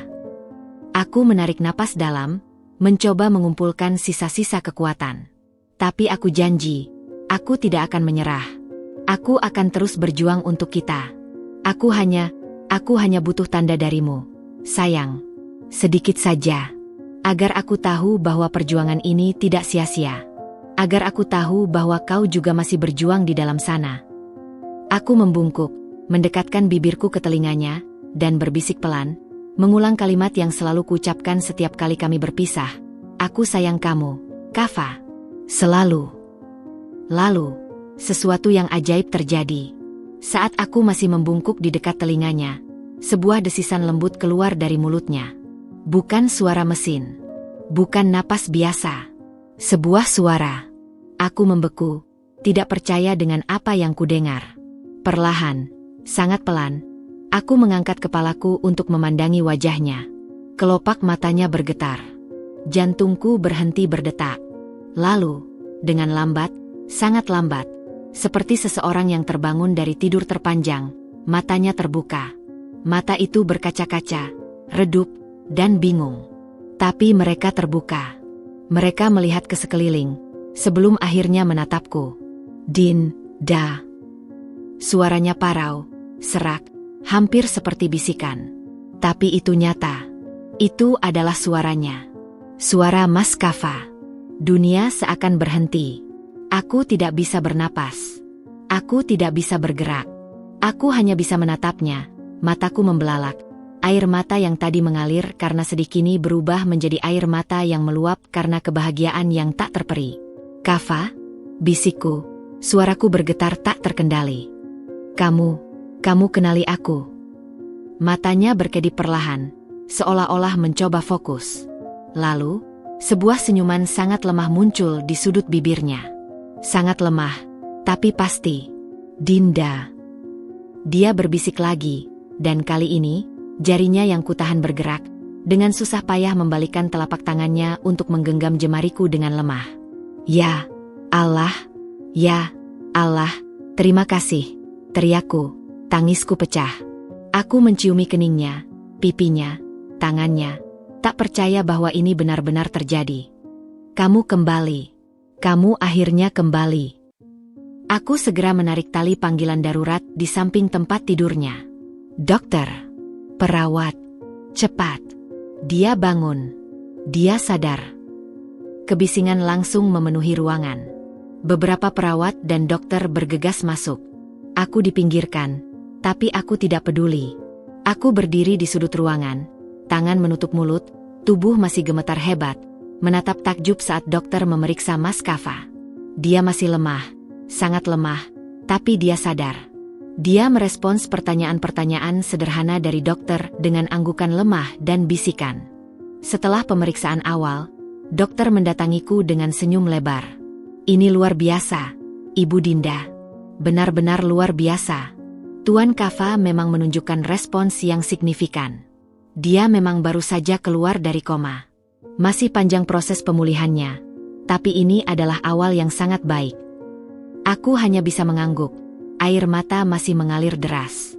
Saat dokter dan perawat pergi, memberi kami waktu, aku kembali mendekati tempat tidurnya. Tangannya masih menggenggam tanganku. Dinda. Bisiknya lagi, matanya penuh pertanyaan. Aku, di mana? Sudah lama. Kamu di rumah sakit, sayang. Kamu mengalami kecelakaan. Tapi sekarang tidak apa-apa. Kamu sudah kembali. Aku membelai pipinya. Jangan bicara dulu. Istirahat. Yang penting kamu sudah kembali. Tapi matanya masih penuh kebingungan. Ibu, di mana? Adit. Pertanyaannya tentang ibunya membuat dadaku sesak. Bagaimana aku bisa memberitahunya sekarang? Dalam kondisinya yang masih sangat lemah ini. Nanti, sayang. Nanti saja kita bicara. Sekarang kamu harus istirahat. Aku di sini. Aku tidak akan pergi. Dia mengangguk lemah, dan matanya mulai terpejam lagi, kelelahan. Tapi kali ini, bukan kembali ke koma. Ini adalah tidur yang wajar. Tidur pemulihan. Aku duduk di sampingnya, masih menggenggam erat tangannya, tidak percaya dengan keajaiban yang baru saja terjadi. Setelah berbulan-bulan dalam kegelapan, setelah segunung keputusasaan, cahaya itu akhirnya datang. Dia telah kembali. Dan dengan kembalinya dia, segalanya akan berubah. Aku tidak lagi sendirian. Sekarang, kami akan berjuang bersama. Kebangkitan sang koma adalah titik balik, dan pertempuran yang sesungguhnya baru saja dimulai. Tapi kali ini, aku memiliki suamiku di sisiku. Keesokan harinya, sinar matahari pagi yang menembus jendela Icu terasa berbeda. Lebih hangat, lebih penuh harapan. Mas Kava sudah beberapa kali terbangun, meski hanya sebentar. Setiap kali matanya terbuka, dia mencari-cariku, dan saat melihatku, senyum lemahnya yang kutunggu-tunggu selama berbulan-bulan itu muncul. Dokter menyatakan bahwa kondisinya stabil dan menunjukkan kemajuan yang signifikan, meski masih sangat lemah dan butuh waktu lama untuk pemulihan penuh. Hari ketiga sejak kebangkitannya, dia sudah bisa minum air melalui sedotan dan berbicara dengan suara yang masih parau namun lebih jelas. Kebingungan di matanya mulai memudar, digantikan oleh kesadaran penuh akan situasinya. Saat itulah, pertanyaan-pertanyaan yang lebih dalam mulai muncul. Dinda. Panggilnya saat aku sedang membantunya minum air putih. Aku merasa ada yang tidak beres. Ibu, kenapa aku tidak pernah melihat ibu di sini? Dan, kenapa kamu terlihat sangat kurus dan lelah? Dadaku berdebar kencang. Aku tahu saatnya akan tiba, tapi aku masih berharap bisa menundanya sampai dia lebih kuat. Aku meletakkan gelas air di meja samping tempat tidur, menarik napas dalam. Kava, ada beberapa hal yang harus kuceritakan padamu. Tapi aku minta, kamu harus tetap tenang. Dokter bilang kamu tidak boleh stres. Wajahnya langsung berubah serius.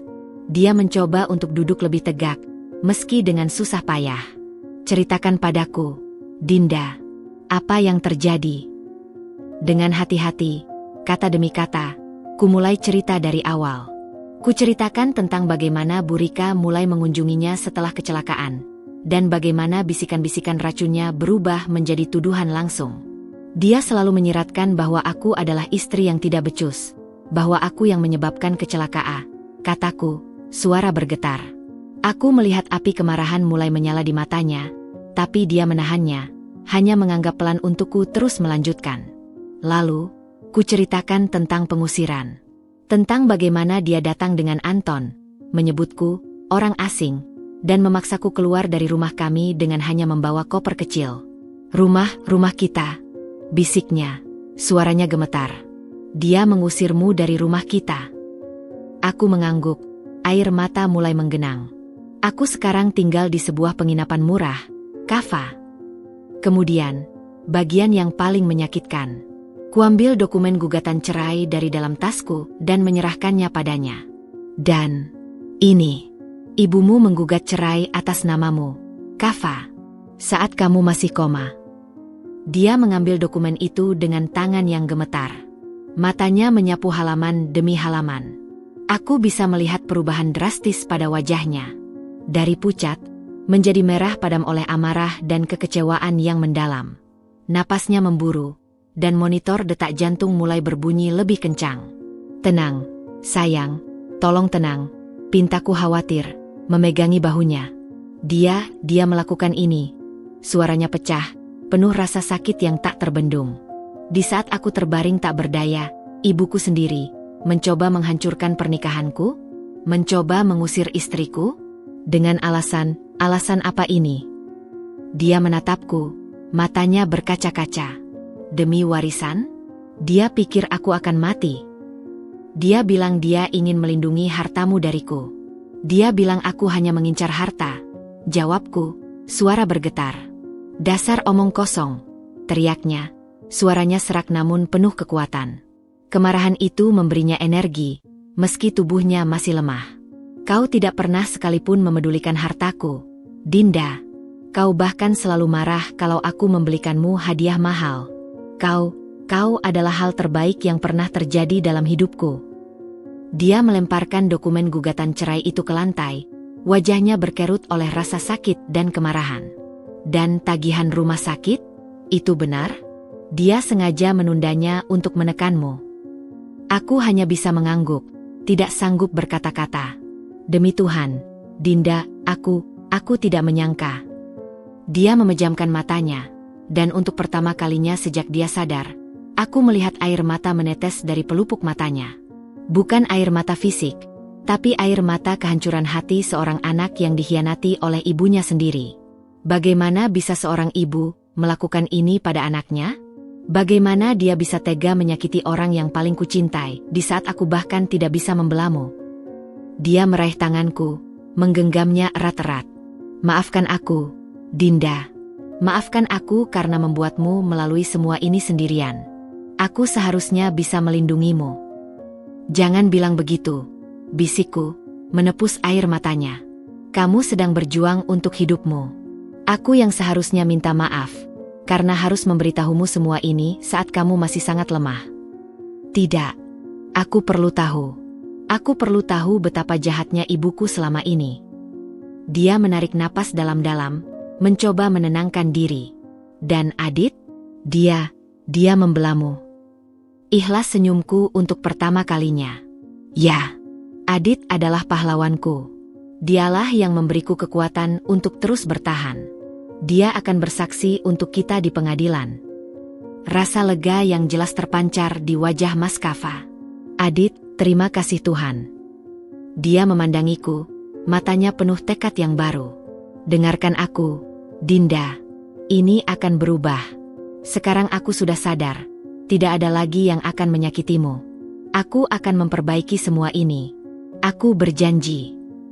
Kebangkitan Maskafa bukan hanya kebangkitan fisik. Itu adalah kebangkitan sebuah kekuatan, sebuah perlindungan, dan sebuah keadilan yang telah lama tertunda. Kebenaran pahit yang kusampaikan telah melukai hatinya, tapi juga memantapkan tekadnya. Pertempuran belum berakhir, tapi kini, aku tidak lagi berjuang sendirian. Suamiku telah kembali, dan bersama, kami akan mengambil kembali segala sesuatu yang telah direnggut dari kami. Suasana di ruang Icu berubah drastis setelah Maskafa mengetahui kebenaran pahit itu. Udara yang sebelumnya penuh harap dan lega, kini dipenuhi dengan ketegangan yang membara. Aku bisa melihat prosesor di otaknya bekerja keras, bahkan dalam kondisi fisiknya yang masih lemah. Kemarahan dan kekecewaan memberinya semacam adrenalin, sebuah tekad baja yang mengalahkan kelemahan tubuhnya. "Dinda," katanya keesokan paginya. Suaranya masih parau tapi penuh intensitas. "Aku butuh laptopku. Dan ponselku. Apakah kamu membawanya?" Aku menggeleng. Rasa bersalah menyelimutiku. "Tidak, sayang. Semua barang-barangmu masih di rumah. Aku tidak diizinkan untuk mengambil apapun."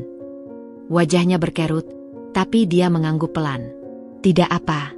Tolong pinjamkan ponselmu. Aku perlu menelepon seseorang." Dengan tangan sedikit gemetar, kuserahkan ponselku padanya. Jari-jarinya yang masih lemah menekan nomor dengan susah payah. Dia menelepon Adit. "Adit," katanya begitu sambungan tersambung. Suaranya datar namun penuh wibawa. "Ini Kava." Aku bisa mendengar teriakan kegirangan Adit dari seberang. "Mas, kamu sadar?"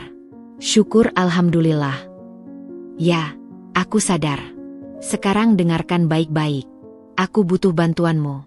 Besok, bawakan laptop dan ponselku ke sini. Lakukan diam-diam. Jangan beritahu ibu." "Tentu, Mas. Apapun untukmu dan Kak Dinda." "Dan Adit, terima kasih. Terima kasih sudah menjaga Dinda." Suara Maskafa sedikit tercekat saat mengucapkan itu. Setelah menutup telepon, dia kemudian memintaku untuk menghubungi Bima. "Bima, ini Kava. Saya sudah sadar."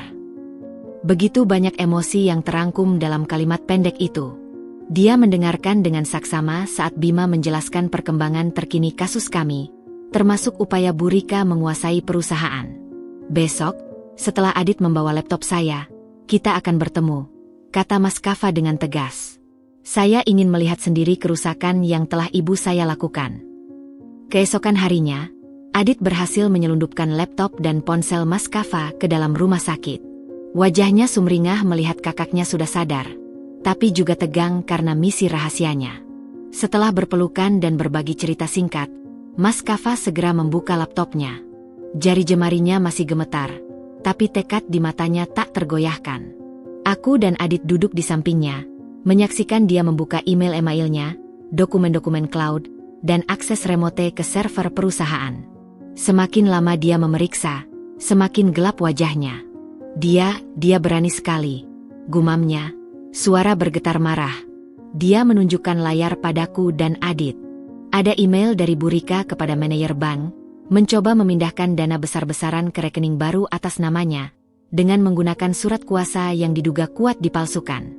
Dia juga sudah memecat lebih dari 10 karyawan senior dan menggantinya dengan orang-orang yang bahkan tidak memiliki latar belakang yang sesuai. Tambahnya, membuka dokumen struktur organisasi terbaru. "Lihat, posisi direktur keuangan sekarang dipegang oleh Sigit, yang bahkan tidak lulus SMA. Dan kepala HRD sekarang adalah Tante Rina, yang pengalaman kerjanya paling hanya berjualan kue." Adit mengangguk, wajahnya pucat. "Iya, Mas. Kantor sekarang seperti sirkus. Tidak ada yang dikerjakan dengan serius. Mereka hanya berpesta-pesta dengan uang perusahaan." Tapi yang paling membuat Maskafa hampir meledak adalah saat dia menemukan serangkaian email antara Bu Rika dan seorang notaris. Dalam email itu, Bu Rika dengan gamblang membahas pembuatan surat wasiat baru atas nama Maskafa, yang tentu saja palsu, yang menyerahkan seluruh hartanya kepada Bu Rika sendiri, dengan alasan bahwa aku, Dinda, telah meninggalkan Maskafa saat dia sakit. "Dia tidak hanya ingin menceraikan kita, Dinda," bisik Maskafa, matanya membara. Dia juga berencana untuk memalsukan surat wasiatku. Dia benar-benar ingin menghabisi kita. Dia tidak bisa menahan amarahnya lagi. Dengan napas memburu, dia menelepon pengacara pribadinya, Pak Hendra, yang selama ini menangani urusan hukum perusahaannya. Hendra, ini Kava. Saya sudah sadar. Suaranya dingin dan tajam seperti silet. Saya butuh Anda di rumah sakit sekarang. Bawa semua dokumen terkait wewenang dan akses ke perusahaan saya. Dan siapkan tim audit. Kita akan melakukan pembersihan besar-besaran. Dalam waktu singkat, Pak Hendra tiba. Wajahnya penuh kelegaan melihat Mas Kava sudah sadar. Tapi segera berubah serius setelah mendengar penjelasan singkat dari kami. Dia mengangguk, memahami instruksi Mas Kava dengan jelas. Bapak juga siapkan gugatan pidana untuk pemalsuan tanda tangan dan penyalahgunaan wewenang. Perintah Mas Kava, matanya tak berkedip. Terutama untuk kasus surat kuasa palsu dan upaya pemalsuan surat wasiat. Saya ingin semua ini diselesaikan secara hukum. Siap, Kava. Tim saya akan segera bergerak. Setelah Pak Hendra pergi, Mas Kava memandangi aku dan Adit. Wajahnya masih keras, tapi ada kelembutan di matanya. Karma akan segera datang untuk mereka yang telah menyakiti kita, katanya dengan suara rendah namun penuh keyakinan. Tidak ada lagi yang akan mengambil apa yang menjadi hak kita. Tidak ada lagi yang akan menyakiti orang-orang yang kucintai. Aku memegangi tangannya, merasakan getar amarah yang masih mengalir di tubuhnya. Ini bukan lagi tentang bertahan. Ini tentang merebut kembali apa yang telah dirampas. Ini tentang keadilan. Dan untuk pertama kalinya, aku bisa melihat dengan jelas. Roda karma telah mulai berputar, dan Burika berada tepat di jalurnya. Pertempuran masih berlangsung, tapi kini, kami yang memegang kendali. Udara di pengadilan pagi itu terasa berbeda. Biasanya, aku masuk dengan perasaan cemas, sendirian, bagai tikus yang diintai kucing. Tapi hari ini, langkahku diiringi oleh suara halus roda kursi yang didorong perlahan. Mas Kava, meski masih sangat lemah dan harus menggunakan kursi roda, bersikeras untuk hadir. Dokter melarang, tapi tekadnya tak tergoyahkan. Aku harus berada di sana untukmu, Dinda. Aku harus mengakhiri kekejian ini dengan tanganku sendiri, katanya padaku pagi tadi, matanya membara dengan tekad yang membuatku tak bisa membantah. Bima berjalan di sampingku, sementara Pak Hendra, pengacara pribadi Mas Kava, mendampingi kami dengan membawa tas penuh dokumen baru. Wajahnya percaya diri. Adit sudah menunggu di lobi, wajahnya tegang tapi penuh dukungan. Saat kami memasuki ruang sidang, efek kehadiran Mas Kava langsung terasa. Ruangan yang biasanya ramai dengan bisan-bisik, mendadak senyap. Semua mata tertuju padanya. Para wartawan yang biasanya acuh, kini bersemangat, kamera mereka berkilat-kilat, menangkap momen bersejarah ini. Di seberang ruangan, Burika yang awalnya duduk tegak dengan wajah percaya diri, tiba-tiba berubah pucat pasi. Matanya membelalak, tidak percaya. Dia seperti melihat hantu. Bibirnya bergetar, mencoba membentuk kata, tapi tak ada suara yang keluar. Pengacaranya, Pak Adrian, terlihat gelagapan, berusaha berbisik sesuatu pada kliennya yang sudah tak lagi mendengar. Hakim yang terhormat, Bima memulai, suaranya lantang dan jelas. Izinkan kami untuk memperkenalkan kehadiran spesial hari ini. TN Kava Arifin, suami dari klien kami, Ibu Dinda, yang telah bangkit dari kondisinya dan dengan sengaja hadir di persidangan ini untuk menyatakan kehendaknya sendiri. Sang hakim, yang biasanya bersikap netral, terlihat terkejut namun tertarik. Silakan, TN Kava. Kami mendengarkan. Dengan susah payah, Mas Kava mengangkat tangannya, meminta izin untuk berbicara. Suaranya masih lemah, parau, tapi setiap kata yang keluar diucapkan dengan penuh kekuatan dan ketegasan yang tak terbantahkan. Yang mulia, mulainya, matanya tak sekalipun meninggalkan wajah ibunya yang semakin pucat. Nama saya Kava Arifin. Saya adalah suami dari Dinda Prameswari. Saya berada di sini hari ini untuk menyatakan dengan tegas dan jelas, bahwa saya menolak secara mutlak gugatan cerai yang diajukan oleh ibu saya atas nama saya. Ruang sidang mendadak riuh. Para wartawan bersemangat, mencatat setiap kata. Dinda adalah istri saya. Dia adalah cinta dan hidup saya. Dia telah menjaga saya dengan setia, berdiri di samping saya dalam kondisi terburuk saya, ketika semua orang lain, termasuk keluarga saya sendiri, justru sibuk merencanakan kehancuran kami. Suaranya mulai meninggi, penuh emosi yang tertahan. Ibu saya telah melakukan hal-hal yang tak terbayangkan. Dia mengusir istri saya dari rumah kami sendiri. Dia menyebarkan fitnah ke media. Dia menunda pembayaran rumah sakit saya untuk menekan istri saya. Dan yang paling keji, dia berhenti sejenak, menarik napas. Dia mencoba memalsukan surat wasiat atas nama saya untuk merampas semua harta saya dari istri saya. Teriakan shock memenuhi ruangan. Bu Rika berdiri, wajahnya merah padam. Dia berbohong. Anakku sedang tidak sadar. Itu bukan anakku yang sebenarnya. Dinda yang meracuni pikirannya. Ibu, cukup, teriak Mas Kafa. Suaranya tiba-tiba menggelegar, membuat semua orang tercekat. Saya sadar sepenuhnya. Dan saya melihat dengan jelas siapa ibu sebenarnya. Ibu tidak peduli pada saya. Ibu hanya peduli pada harta saya. Ibu menggunakan kondisi koma saya untuk menghancurkan hidup saya. Dia memandang hakim, air mata akhirnya menetes di pipinya. Tapi bukan air mata kelemahan, melainkan air mata kekecewaan yang mendalam. Yang mulia, saya mohon, tolaklah gugatan tidak bermoral ini. Dan saya juga meminta agar ibu saya, Rika Setiawati, dihukum karena telah menyalahgunakan wewenang, memalsukan dokumen, dan melakukan fitnah publik terhadap istri saya. Pak Hendra segera maju, menyerahkan tumpukan dokumen bukti kepada hakim, email-email pemalsuan, laporan audit awal perusahaan yang menunjukkan penyimpangan, dan laporan polisi untuk kasus pemalsuan tanda tangan. Hakim dengan cermat memeriksa dokumen-dokumen itu. Wajah Bu Rika yang semula pucat, kini berubah menjadi abu-abu.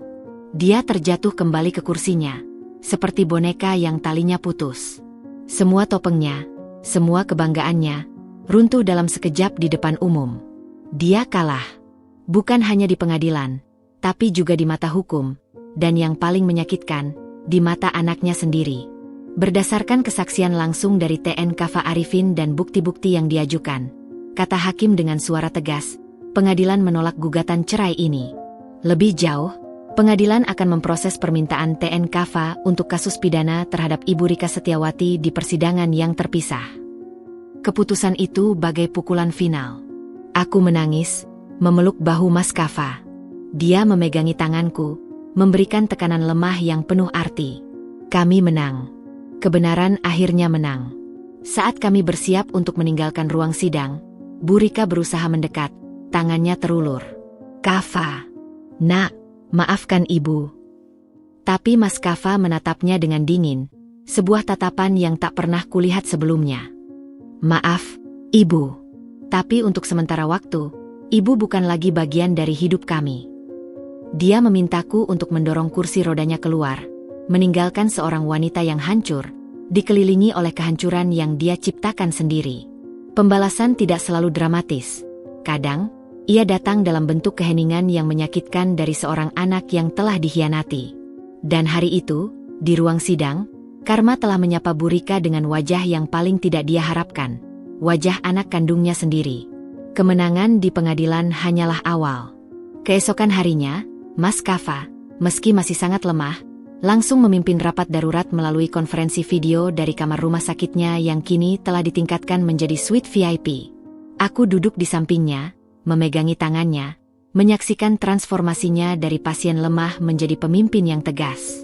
Layar laptop terbagi menjadi beberapa kotak, menampilkan wajah-wajah karyawan senior yang setia, termasuk Pak Handoko dan Ibu Sari yang telah dipulihkan posisinya. Ada juga wajah-wajah baru dari tim audit internal dan eksternal yang disiapkan Pak Hendra. Selamat pagi, semua. Buka Mas Kafa. Suaranya masih parau tapi penuh wibawa. Pertama, saya minta maaf atas kekacauan yang terjadi selama saya tidak ada. Dan kedua, terima kasih atas kesetiaan kalian. Pak Handoko, yang wajahnya lega sekali, menjawab, kami selalu percaya Bapak akan kembali, Mas Kafa. Perusahaan ini adalah jiwa Bapak. Laporan pertama, potong Mas Kafa langsung ke inti. Ibu Sari, berikan update tentang kondisi SDM. Ibu Sari, dengan ekspresi serius, membuka presentasinya. Selama 3 bulan terakhir, ada 15 pemecatan tidak prosedural terhadap karyawan kunci. Posisi-posisi strategis diisi oleh keluarga Ibu Rika tanpa proses seleksi. Kami telah memulihkan 12 posisi, namun 3 orang memilih untuk tidak kembali. Selain itu, ada penambahan 20 karyawan baru dengan kualifikasi di bawah standar, kebanyakan dari pihak keluarga Ibu Rika. Mas Kafa mengangguk, wajahnya dingin. Berhentikan semua karyawan baru yang tidak memenuhi kualifikasi. Berikan pesangon sesuai peraturan. Selanjutnya, Pak Handoko. Pak Handoko mengambil alih. Yang lebih serius, Mas Kafa, adalah masalah keuangan. Ada indikasi kuat penggelapan dana melalui mekanisme pengadaan fiktif. Proyek renovasi kantor senilai 5 miliar ternyata hanya berupa pengecatan ulang dan pembelian beberapa meja. Dan yang paling parah, dia berhenti sejenak. Ada upaya transfer saham perusahaan ke atas nama Ibu Rika sebesar 30% melalui notaris yang bekerja sama. Ruang virtual mendadak hening. Aku bisa merasakan tangan Mas Kafa menggenggam erat. Bukti? Tanya Mas Kafa singkat. Semua sudah kami kumpulkan, jawab Pak Hendra yang juga ikut dalam konferensi. Tim audit telah bekerja selama seminggu terakhir. Kami memiliki email, dokumen transfer, dan rekaman percakapan antara Ibu Rika dengan notaris dan beberapa vendor. Bagus, kata Mas Kafa. Saya ingin semua bukti itu diserahkan ke kepolisian hari ini juga. Untuk kasus penggelapan dan pemalsuan dokumen. Sudah kami siapkan, Mas Kafa, sahut Pak Hendra. Juga gugatan perdata untuk pengembalian semua aset yang dialihkan. Saat konferensi video berlangsung, Adit yang duduk di sampingku berbisik, Sigit dan Tante Rina sudah dikunci kantornya oleh Satpam sejak pagi. Mereka panik sekali. Aku memandang Mas Kafa dengan takjub. Dalam kondisi fisiknya yang masih renta, dia mampu mengendalikan situasi dengan presisi seorang jenderal. Ada satu hal lagi, kata Mas Kafa tiba-tiba. Mulai hari ini, saya menunjuk Adit sebagai Acting Director of Operations. Wajah Adit berubah pucat. Mas, saya belum berpengalaman. Kamu jujur dan punya integritas. Itu yang paling penting. Ibu Sari dan Pak Handoko akan membimbingmu. Mas Kafa kemudian memandang ke kamera.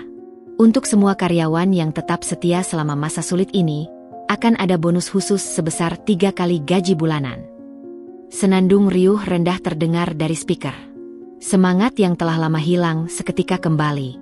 Beberapa jam setelah rapat, Pak Hendra menelepon dengan kabar update. Proses hukum sudah berjalan.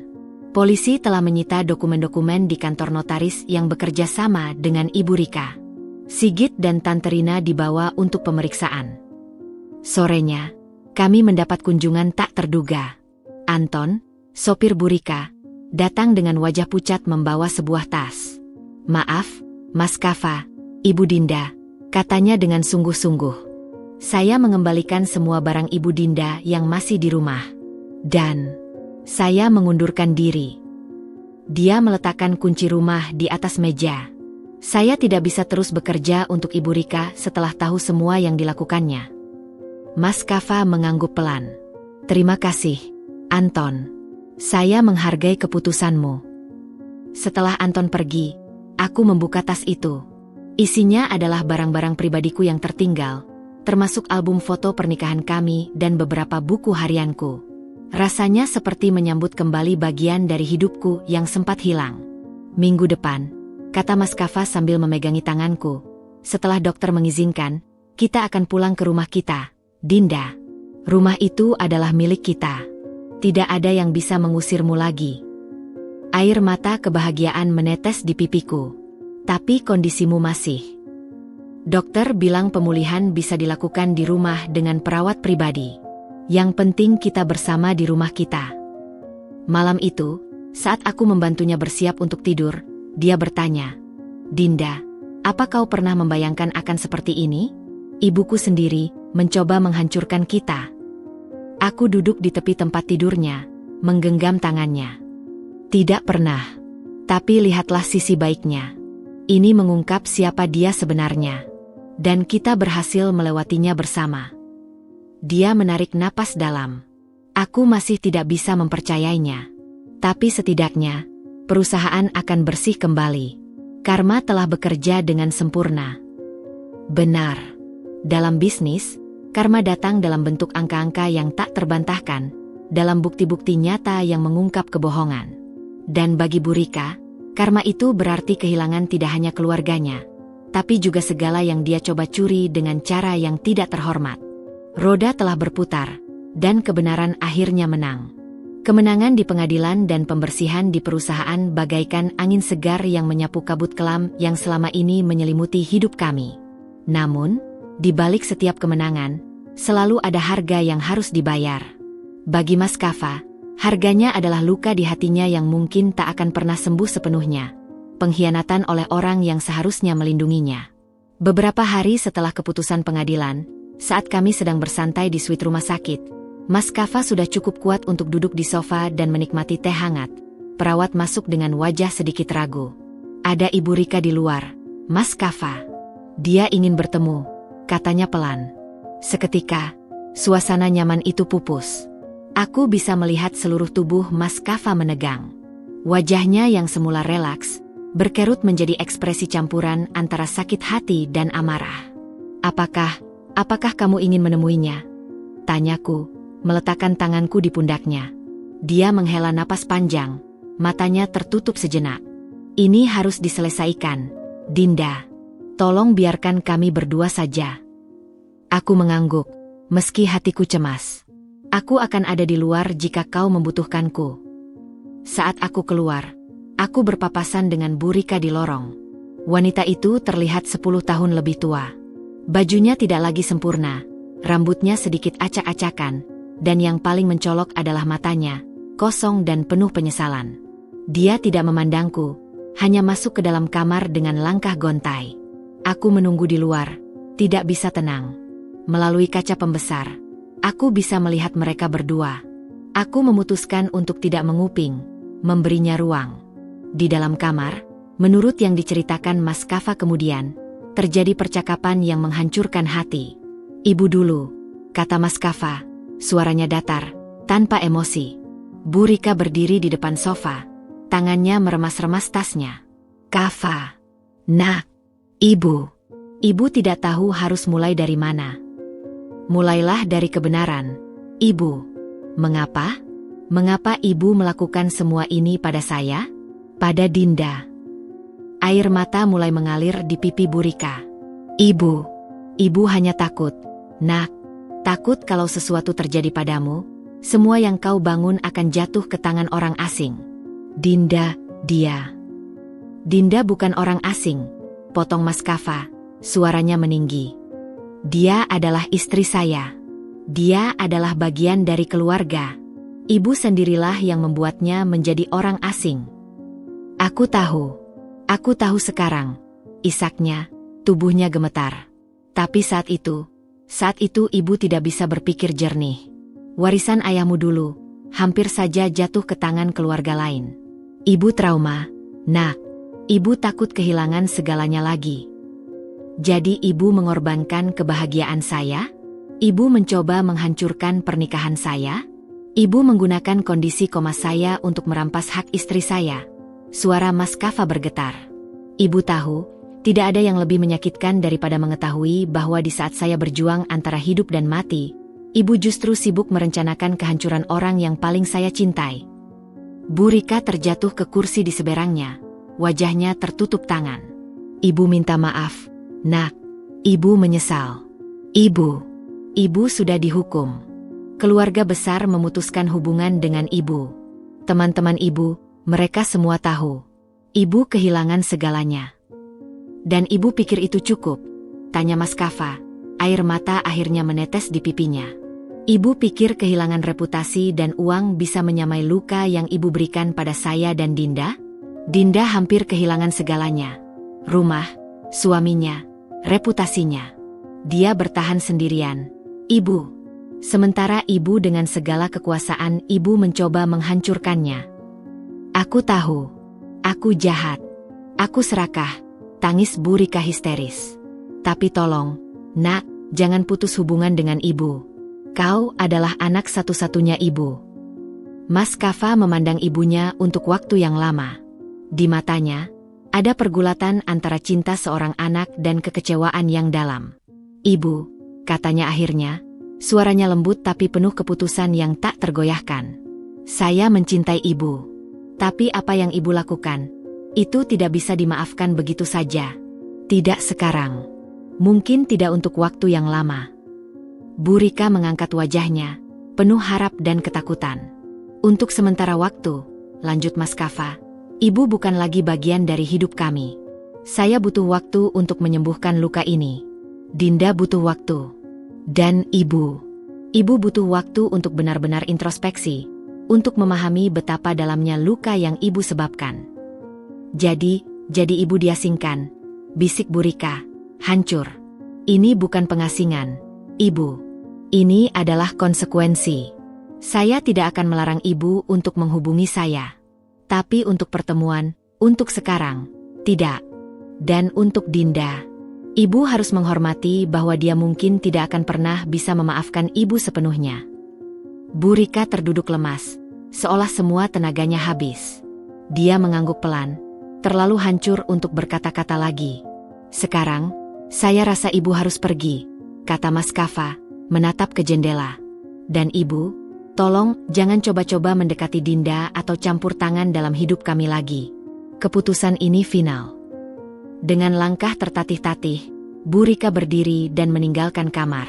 Saat dia melewatiku di lorong, dia berhenti sebentar. Matanya yang bengkak menatapku, dan untuk pertama kalinya, tidak ada kebencian atau kesombongan di dalamnya, hanya penyesalan yang dalam. Dinda, bisiknya, suaranya parau. Aku minta maaf. Aku mengangguk, tidak bisa berkata-kata. Kata-kata maafnya datang terlalu terlambat, dan lukanya terlalu dalam untuk disembuhkan dengan permintaan maaf. Setelah dia pergi, aku masuk ke dalam kamar. Mas Kava masih duduk di sofa, wajahnya tertutup tangan. Tubuhnya berguncang oleh isak tangis yang dia tahan selama percakapan tadi. Aku duduk di sampingnya, memeluknya erat. Aku di sini, sayang. Aku di sini. Dia tetap ibuku, Dinda, isaknya. Tapi aku tidak bisa, tidak sekarang. Kamu mengambil keputusan yang tepat, bisikku, membelai rambutnya. Kita butuh waktu, kedamaian, ruang untuk menyembuhkan luka. Pertemuan itu menandai babak baru dalam hidup kami. Sebuah babak di mana kami akhirnya bebas dari bayang-bayang racun dan manipulasi. Pengasingan Bu Rika bukanlah sebuah kemenangan yang kami rayakan, melainkan sebuah keputusan yang menyedihkan namun diperlukan untuk kesehatan mental dan kebahagiaan kami. Terkadang, karma terbesar bukanlah hukuman yang dramatis, melainkan kesepian. Menyadari bahwa Anda telah kehilangan cinta dari orang-orang yang paling berarti karena keserakahan dan kebencian Anda sendiri. Dan bagi kami, ini adalah awal yang baru, sebuah kehidupan di mana kami akhirnya bisa bernapas lega, tanpa takut akan pengkhianatan dari dalam. Matahari pagi menyinari ruang kerja rumah kami yang baru, memantul dari permukaan meja kayu jati yang kokoh.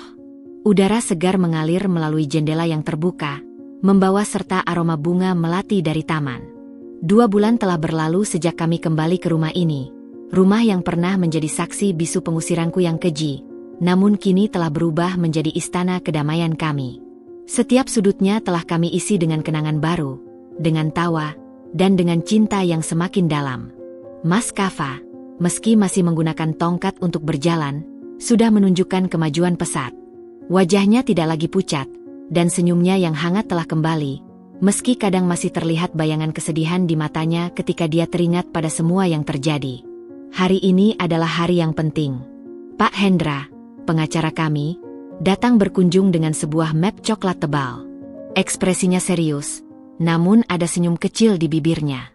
Kava, Dinda, sapanya saat kami duduk di ruang keluarga. Saya telah menyiapkan semua dokumen sesuai permintaan Kava. Mas Kava menganggap, tangannya menggenggam tanganku. Terima kasih, Pak Hendra. Silakan langsung saja. Pak Hendra membuka mapnya dan mengeluarkan beberapa dokumen. Ini adalah surat wasiat terbaru atas nama Kava Arifin. Seperti yang kita diskusikan, semua aset, properti, saham perusahaan, dan kekayaan lainnya, diwariskan sepenuhnya kepada Dinda Prameswari, dalam keadaan apapun. Dia kemudian menunjuk ke sebuah klausul khusus. Dan ini adalah bagian terpentingnya. Jika terjadi sesuatu pada Ibu Dinda sebelum waktunya, atau jika Ibu Dinda memutuskan untuk tidak menerima warisan ini, maka seluruh harta akan disumbangkan kepada yayasan-yayasan sosial yang telah kita pilih, Pusat Rehabilitasi Korban Kekerasan dalam Rumah Tangga dan Yayasan Pendidikan untuk Anak Yatim. Aku tercekat, memandangi Mas Kava. Kava, ini terlalu banyak. Dia memalingkan wajahnya padaku, matanya berbinar penuh cinta dan keyakinan. Tidak ada yang terlalu banyak untukmu, Dinda. Kamu adalah segalanya bagiku. Surat wasiat ini bukan tentang harta. Ini tentang perlindungan. Ini memastikan bahwa tidak ada seorang pun, siapapun itu, yang bisa mengulangi lagi apa yang ibuku lakukan padamu. Pak Hendra menambahkan, dengan klausul ini, motif ekonomi untuk menyakiti Ibu Dinda telah dihilangkan. Warisan ini murni menjadi hak ibu, dengan aman.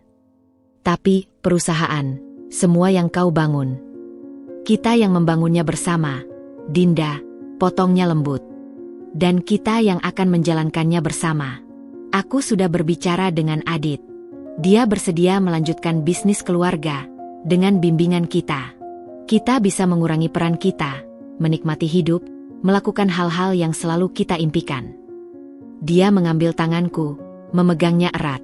Warisan sejati kita, Dinda, bukanlah uang atau perusahaan. Warisan kita adalah cinta ini. Adalah ketahanan kita melewati badai. Adalah kebahagiaan sederhana yang kita rasakan sekarang, di rumah kita, bersama. Air mata kebahagiaan menitik di pipiku. Kata-katanya menyentuh bagian terdalam hatiku. Dia benar. Setelah semua yang kami lewati, harta benda tidak lagi berarti. Yang penting adalah kami bersama, sehat, dan bebas dari racun yang pernah menggerogoti hidup kami. Aku menyayangimu, Kava, bisikku, menekan pelan tangan hangatnya. Lebih dari apapun. Dinda, kamu adalah kekuatanku. Di saat seluruh dunia seakan berbalik melawanmu, kamu tetap berdiri teguh, tidak hanya untuk dirimu sendiri, tapi untuk kita. Kamu mengajarkanku arti ketahanan dan cinta sejati. Pak Hendra menyelesaikan penjelasan dokumennya dan memberikan pena pada Mas Kava untuk menandatangani. Dengan tangan yang sedikit gemetar namun penuh keyakinan, Mas Kava membubuhkan tanda tangannya di atas kertas yang akan melindungiku selamanya. Setelah Pak Hendra pergi, kami duduk berdua di sofa, berpelukan, menikmati keheningan yang damai. Dari jendela, kami bisa melihat Adit yang sedang bermain dengan anjing peliharaan baru kami di taman. Kehidupan yang normal, bahagia, yang dulu terasa mustahil, kini menjadi kenyataan kami. Kita akan baik-baik saja, Dinda, bisik Mas Kava, mencium keningku. Kita telah melewati yang terburuk. Sekarang, saatnya untuk hidup. Aku mendekatkan kepalaku di bahunya, merasakan detak jantungnya yang tenang dan stabil. Dia benar. Badai telah berlalu. Luka-luka akan sembuh dengan waktu. Dan warisan sejati kami, cinta, kepercayaan, dan kedamaian, telah kami raih dengan susah payah. Tidak ada lagi ketakutan. Tidak ada lagi racun. Hanya kami berdua, dan masa depan cerah yang menanti. Akhirnya, setelah berbulan-bulan menderita, kami menemukan rumah kami yang sebenarnya, bukan dalam tembok atau harta, tapi dalam pelukan satu sama lain.